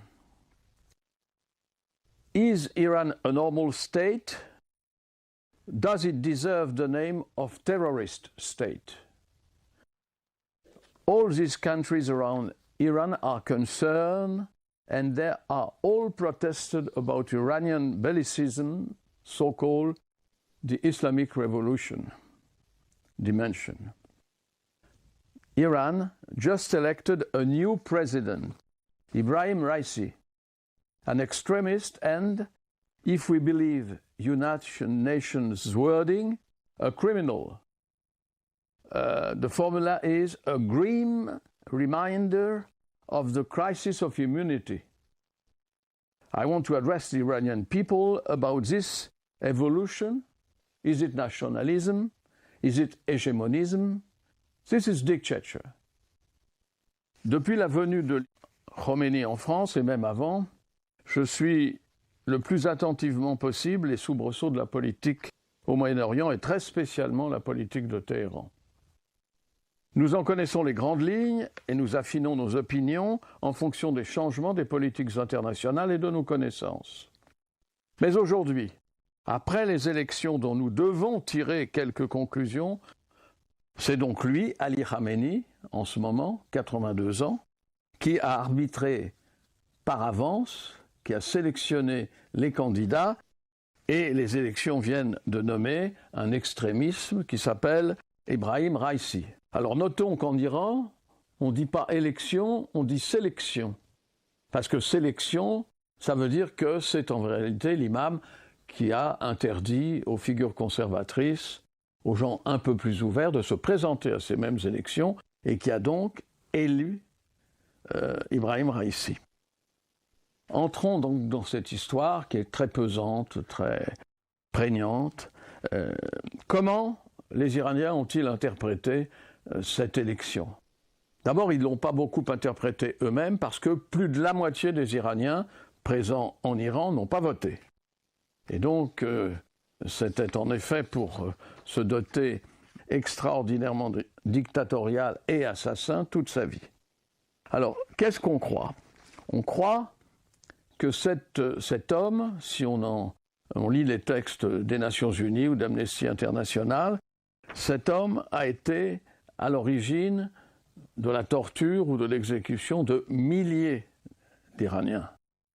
Il a été le procureur général de plusieurs régions, puis le procureur général de l'Iran, puis finalement la figure centrale de l'entreprise judiciaire, si je peux dire, de la justice iranienne.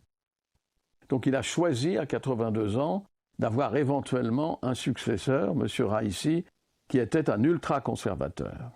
Alors si on veut bien croire les textes des Nations Unies, et moi je les crois, ce président nouveau était passible d'une enquête internationale pour complicité de crimes contre l'humanité. Donc cette élection est une manière d'insulte pour les militants des droits de l'homme. On l'accuse entre autres d'être membre de ce qu'on appelait la commission de la mort, qui a fait le choix, à partir de milliers de gens qui devaient être condamnés, de ceux qui allaient mourir et de ceux qu'on jetait dans les fosses communes ou dont on brûlait les corps. Donc, en matière de droits de l'homme, c'est évidemment un personnage tout à fait détestable. Donc, pendant 14 puis après, en fait, pendant 40 ans, Ibrahim Raisi a été un des, comment dirais-je, tortureurs ou un des exécutants en charge, avec la complicité évidemment de la présidence, de l'imam, etc., un des personnages les plus, comment dirais-je, une espèce de frayeur mondiale qui se manifestait à son encontre. C'est-à-dire que les militants des droits de l'homme, c'est un épouvantail pour eux. Et donc c'est lui qui maintenant présidera, a été interrogé sur ce qui se passerait si les efforts de Vienne, vous savez qu'à Vienne il y a des pourparlers pour qu'on revienne à une politique plus ouverte et d'entente sur ce qui avait constitué un grand progrès sur la stratégie atomique éventuelle, la stratégie nucléaire de l'Iran. Alors maintenant, on a interrogé Raisi en tentant de renouer l'accord qui avait eu lieu et qui se discute encore à Vienne en ce moment sur le contrôle du programme nucléaire de l'Iran. Et M. Raisi aurait dit, je ne suis pas sûr, qu'il était partisan de cette ligne stratégique, ce qui est le contraire de ce qu'il a fait toute sa vie, puisque depuis 20 ans, il a été procureur et décidait de la mort des gens. J'espère que c'est vrai, j'en doute beaucoup. Merci.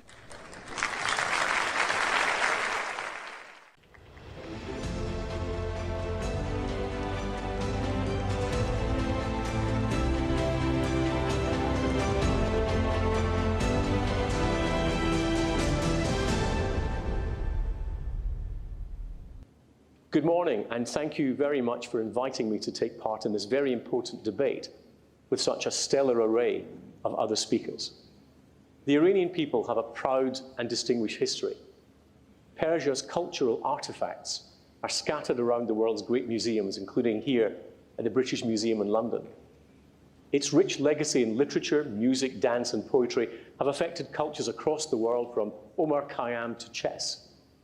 It pains us to see what it has become in the hands of narrow-minded, bigoted fanatics. Iran's history did not begin on the 1st of February 1979 with Ayatollah Khomeini's return from exile in Paris. In the meantime, we have to deal with a dangerous, draconian, and destabilizing regime which oppresses its own people and exports fanaticism and instability to its own region and beyond. Under his leadership, the IRGC has tightened its grip on Iranian society and especially its economic infrastructure, locking out the opportunity to themselves and to the whole nation that the natural innovation of the Iranian people could bring. None of us have any quarrel with the Iranian people, but with the regime that increasingly oppresses them, that exports violence and instability to its neighbors, and which threatens to provoke conflict through its attempt to become a nuclear weapon state. The root of Iran's exports of instability lie in the ambition of Khamenei and his cronies to be the leaders not only of Shia Islam, but of Islam itself. There is a carefully crafted strategy whose design is to replace national identity with religious fervor, aimed at creating a new radicalized generation. In neighboring states like Bahrain, they try to persuade young men that they are not Bahrainis first with their own national identity, but they are Shia first, owing their allegiance to religious leaders in Iran rather than to the culture and laws of the nation in which they have been brought up. It is a pattern that is repeated over and over again in the region. No better examples can be seen than their willingness to spread division and violence in Iraq and Syria as a means of fostering the ambitions of Iran's leadership. But their own malign influence is not confined to their immediate neighbors. Even as European countries sought ways to try and finance trade with the Iranian regime, Iranian-inspired terror groups were increasing their activities across the European continent. In the Netherlands, 2 Iranian diplomats were expelled in June 2018 for plotting political assassinations in the country. A bomb plot to target a rally of opposition groups in Paris was foiled by French intelligence. And here in the UK, a terrorist cell with links to Iran was caught stockpiling tons of ammonium nitrate explosives on the outskirts of London at a secret bomb factory. Iran has been a consistent supporter of US-designated Palestinian terrorist organizations, including Palestinian Islam Jihad and Hamas. Lebanese Hezbollah remains Iran's primary terrorist proxy. The group's General Secretary, Hassan Nasrallah, bluntly declared that Hezbollah gets its money and arms from Iran, and as long as Iran has money, so does Hezbollah. Internationally, the great piece of unfinished business is the JCPOA, the attempt to stop Iran becoming a nuclear weapons state. I always believed that the agreement was fundamentally flawed. It was neither credible nor responsible to see Iran's nuclear ambitions outside its support and encouragement for its terror proxies, and the original aim of stopping Iran from becoming a nuclear weapons state had morphed into a deal merely to put its ambitions on hold for a decade or so, even before the deal was concluded. Iran was immediately rewarded for signing, not implementing the agreement, by the immediate unfreezing of $150 billion worth of Iranian assets. The effect of the financial settlement was that Iran got what it wanted in terms of economic relief at the start, with mere promises of delivery later on. Repeated breaches of international law on the development of ballistic missile systems begs the question that if a nation has nothing that it wishes to deliver by such a system, why would it spend so much money at a time of great hardship for its own people on such technology? An agreement with Iran may be possible, but it must take account of Iran's human rights abuses, its export of terror, and its attempt to destabilize its regional neighbors. Above all, we must return to the position that we will stop, not delay, Iran's nuclear weapon ambitions. Wishful thinking may be an attractive idea, but it's a very poor basis for foreign or security policy.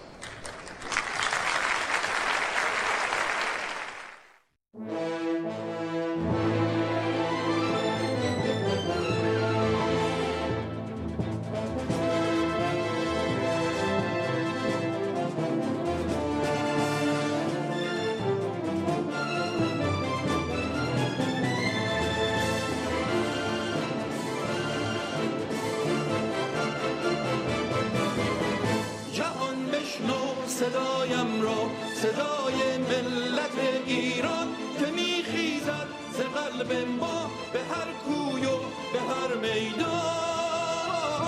منم ایران پهلوان سرای پاک سرداران، منم گهواره پاکان نیم من خانه دیوان. منم ایران، منم ایران که پویم راه آزادی، فروزم راه فرزندم، درفش همت و رایی.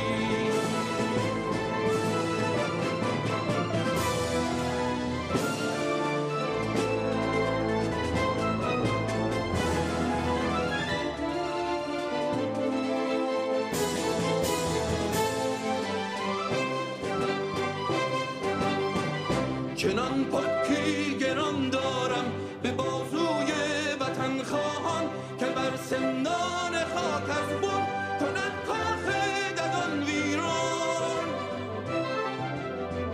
تو بازو شو تو ایرانی، بیا در حلقه یاران که این بازوی هم بسته بود بر درد من درمان.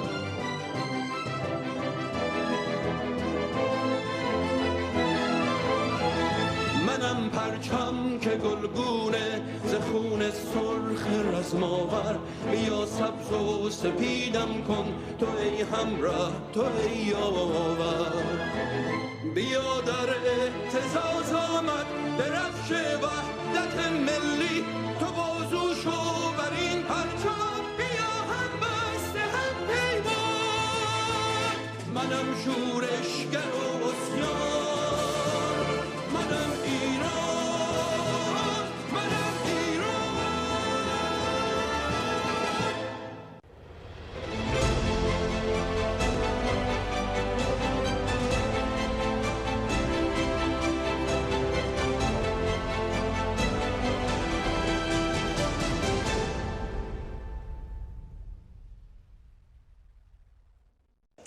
Dear Iranian friends, ladies and gentlemen, I'm really privileged to be part of your annual important meeting. Although remotely, I wanted to address you, to convey my greetings and best wishes to your courageous leader, Maryam Rajavi, and to all of you.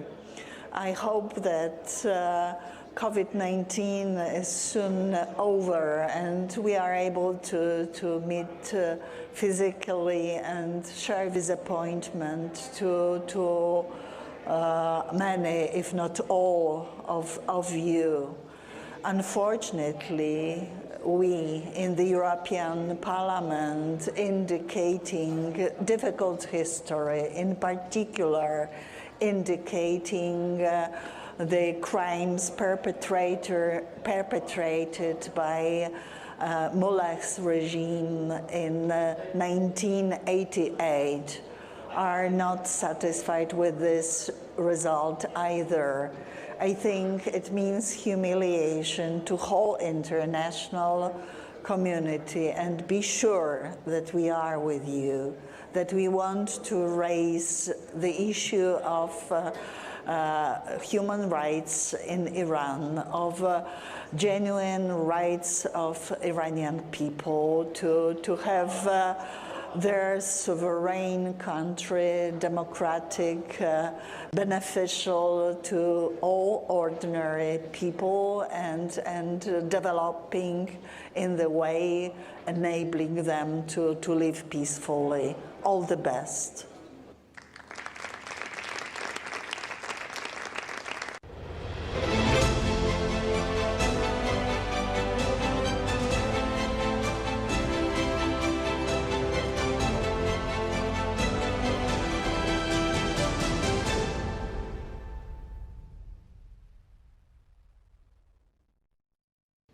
One of outrage at the recent election and the election of a man who is universally condemned as one of the systemic violators of human rights, a man condemned by Amnesty International, someone who has been the regime's enforcer, and someone who stands accused of gross human rights violations, particularly the execution of thousands of political prisoners in Tehran in 1988.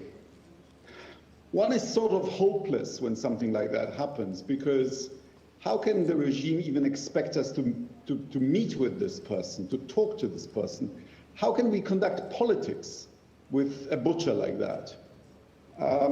So it's, I'm afraid, not a sign of hope. It's a sign of the regime being intransigent and of defying the world and international norms. Regimes seem to be most secure and stable just because before they fall. So I just hope so Iran will one day build a secular democracy that respects rule of law, human rights, and Iran and the people of Iran rejoin the family of free and prosperous nations. And I can assure you that the European Parliament will continue to monitor events very closely and to stand up for human rights that every human being in the world deserves. Thank you. Good luck in your struggle.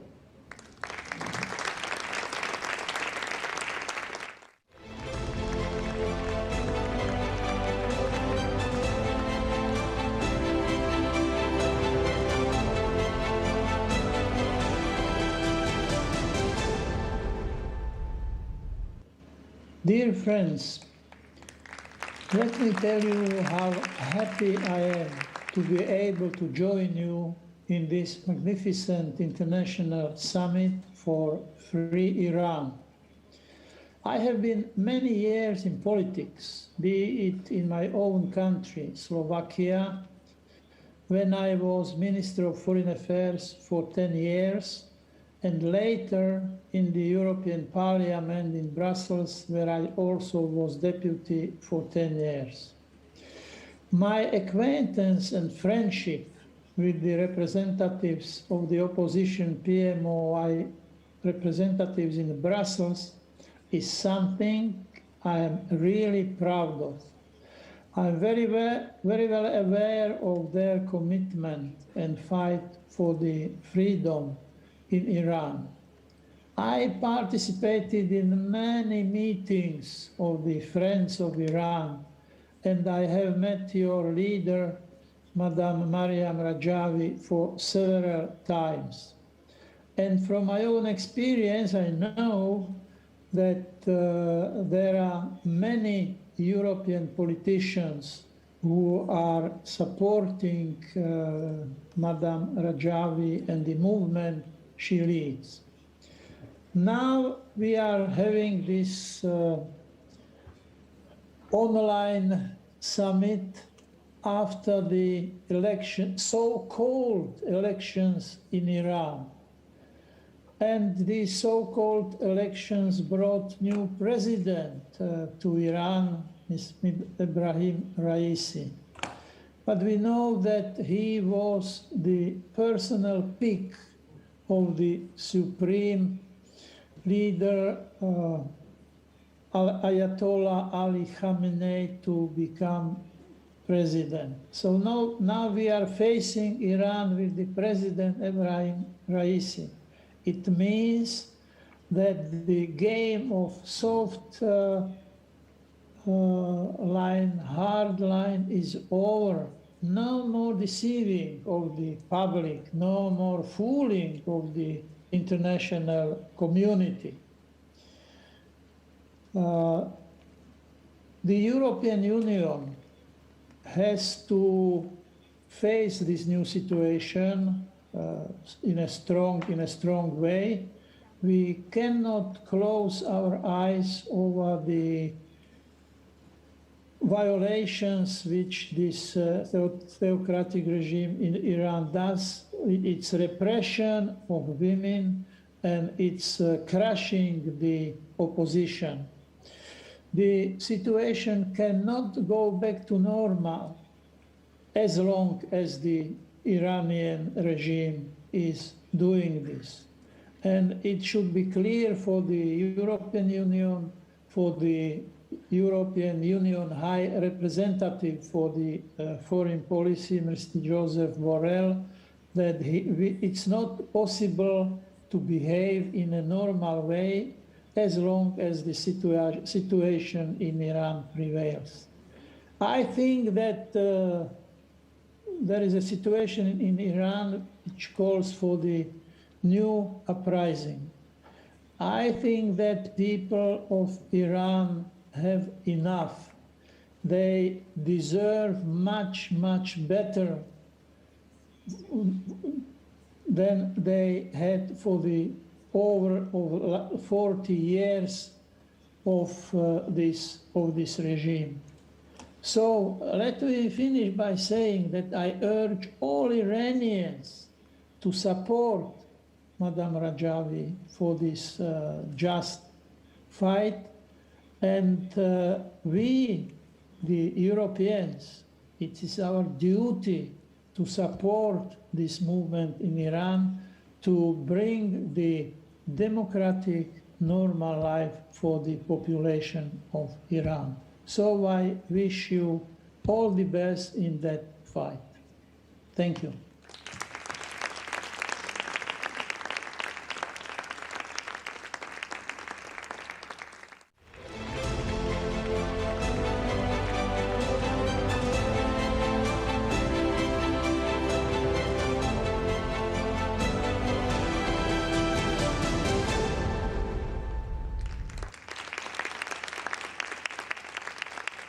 Good evening to everybody, esteemed colleagues,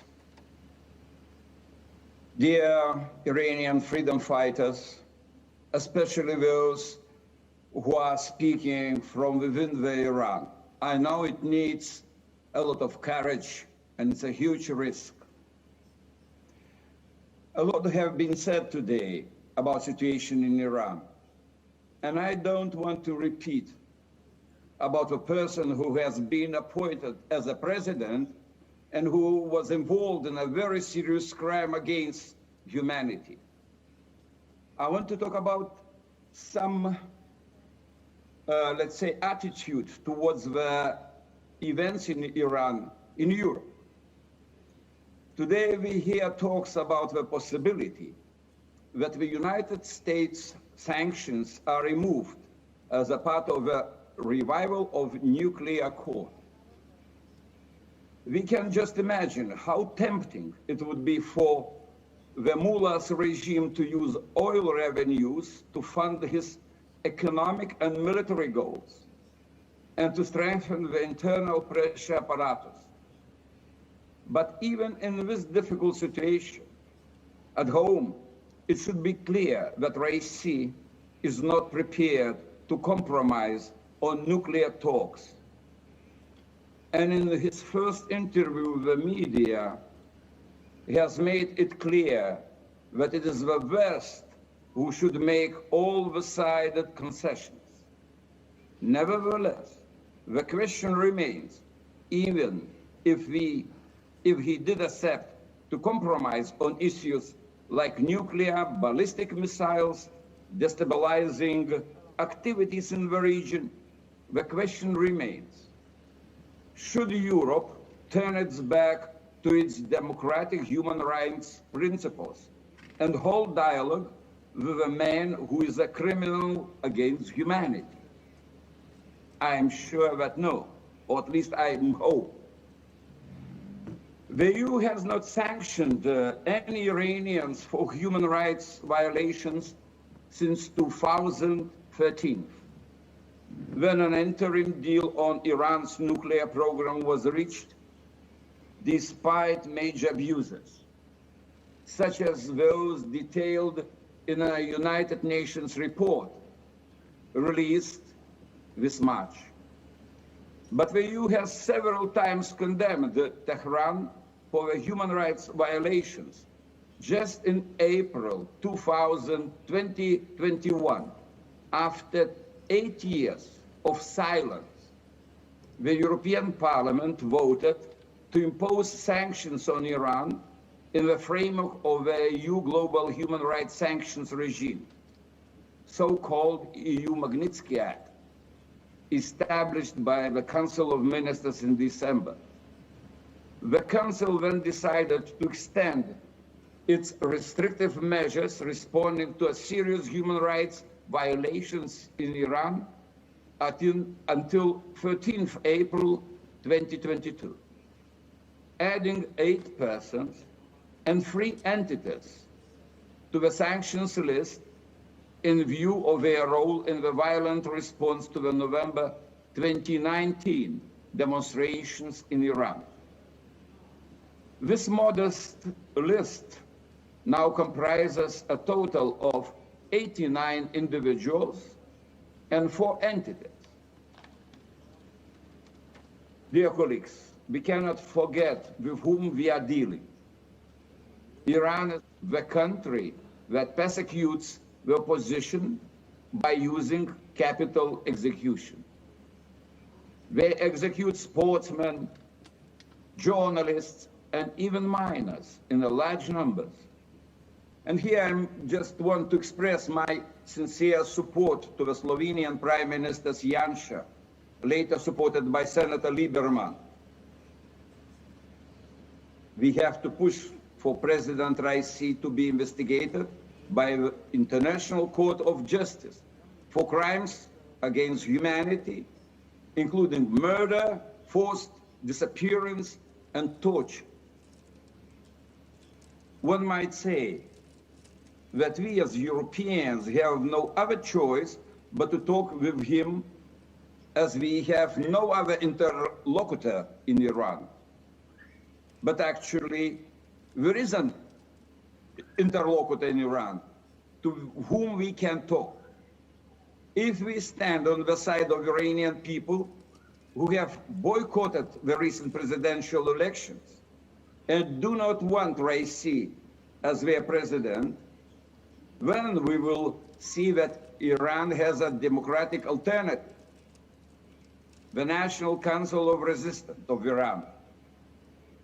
Let us stand with them and the people of Iran, and let us force this theocratic dictatorship to understand that Europe will not turn a blind eye to the crimes committed by this regime, and particularly by Raisi.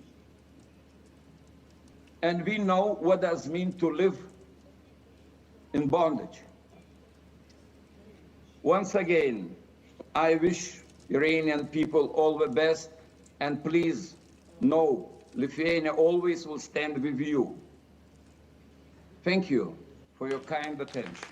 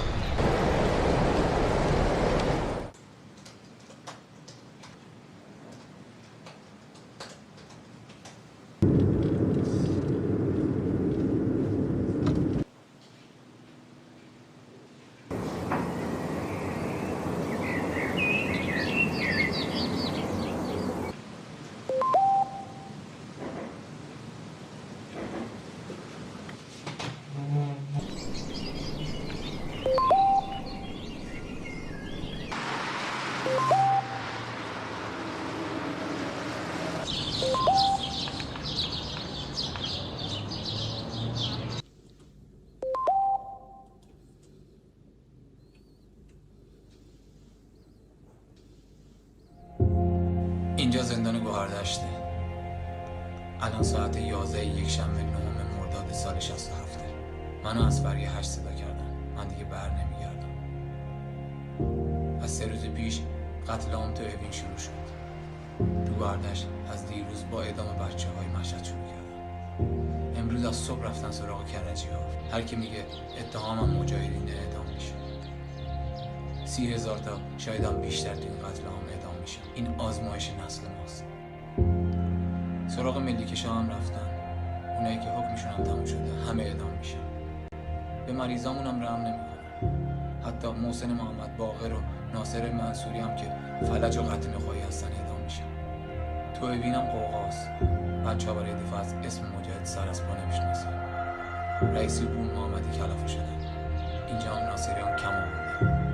میگه سازمان با شما چیکار کرده که تو صف اعدام از هم جلو میزنه. راستی یه ساعت پیش زهرا خسروی این پیامو با مرس از سلول انفرادی به ما رسوند. به من 20 دقیقه وقت دادم وصیت‌نامه بنویسم. اعدام بچه‌ها رو شروع کردم و منم تا چند دقیقه دیگه اعدام میشم. سلاممو به مسعود و مریم برسونید.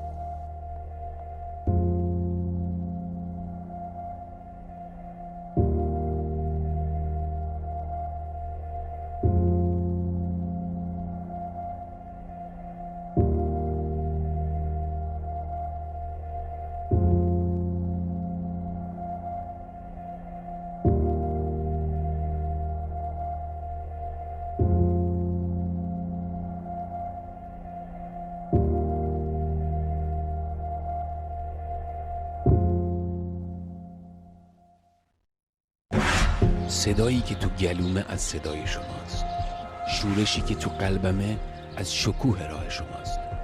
آهای شما که پرکشیدید و رفتید، جاتون همیشه سبز، جاتون همیشه شعله‌ور.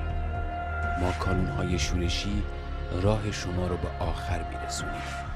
میدونیم روز آزادی فرا میرسه.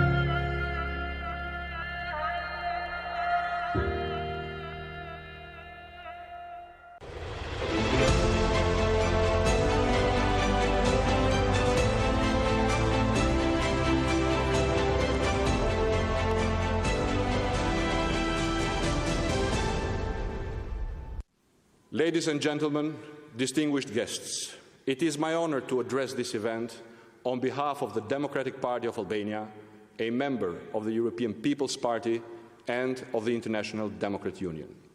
The Iranian people's aspiration for freedom, democracy, and respect for fundamental human rights and liberties has had and will continue to have the full solidarity and support of the Democratic Party of Albania and myself. The recurring acts of unprovoked aggression and violence by the Iranian government against its own people, against its neighbors, and against the global community of nations have hurt countless lives of Iranian and other citizens in the region and around the world. From torture and murder, to the violent suppression of political manifestations, to harboring, aiding, and launching terrorist organizations, the Iranian regime has proven that it is willing to break the most essential norms of international order at the cost of innocent lives and regional stability. Today's event, however, confirms that in the face of such malignant adversity, the international community's resolve to counter these threats is not weakened, but only strengthened. The Democratic Party of Albania has a clear and outspoken position. We stand firmly against the Iranian regime attempts to illegal and terrorist practices on our soil and to its structured enterprise to export fundamentalism to Albania and to our region. We support the Iranian people and their goal for a democratic and non-nuclear Iran. We support the Iranian people's desire for change and commend Madam Rajavi and her efforts to offer the people of Iran the perspective of a free, secular, and democratic country. In Albania, we know very well that the price of freedom extols a heavy toll on oppressed nations. But we also know that there is no other path towards a better future than the path of struggle for the fundamental rights of all human beings, for dignity, for freedom, for democracy, and equality before the law. I would like to thank you, Madam Rajavi, and all of you for your sacrifices and efforts for a better future for all the people of Iran. You can continue to count on our full support. Thank you, and God bless you all.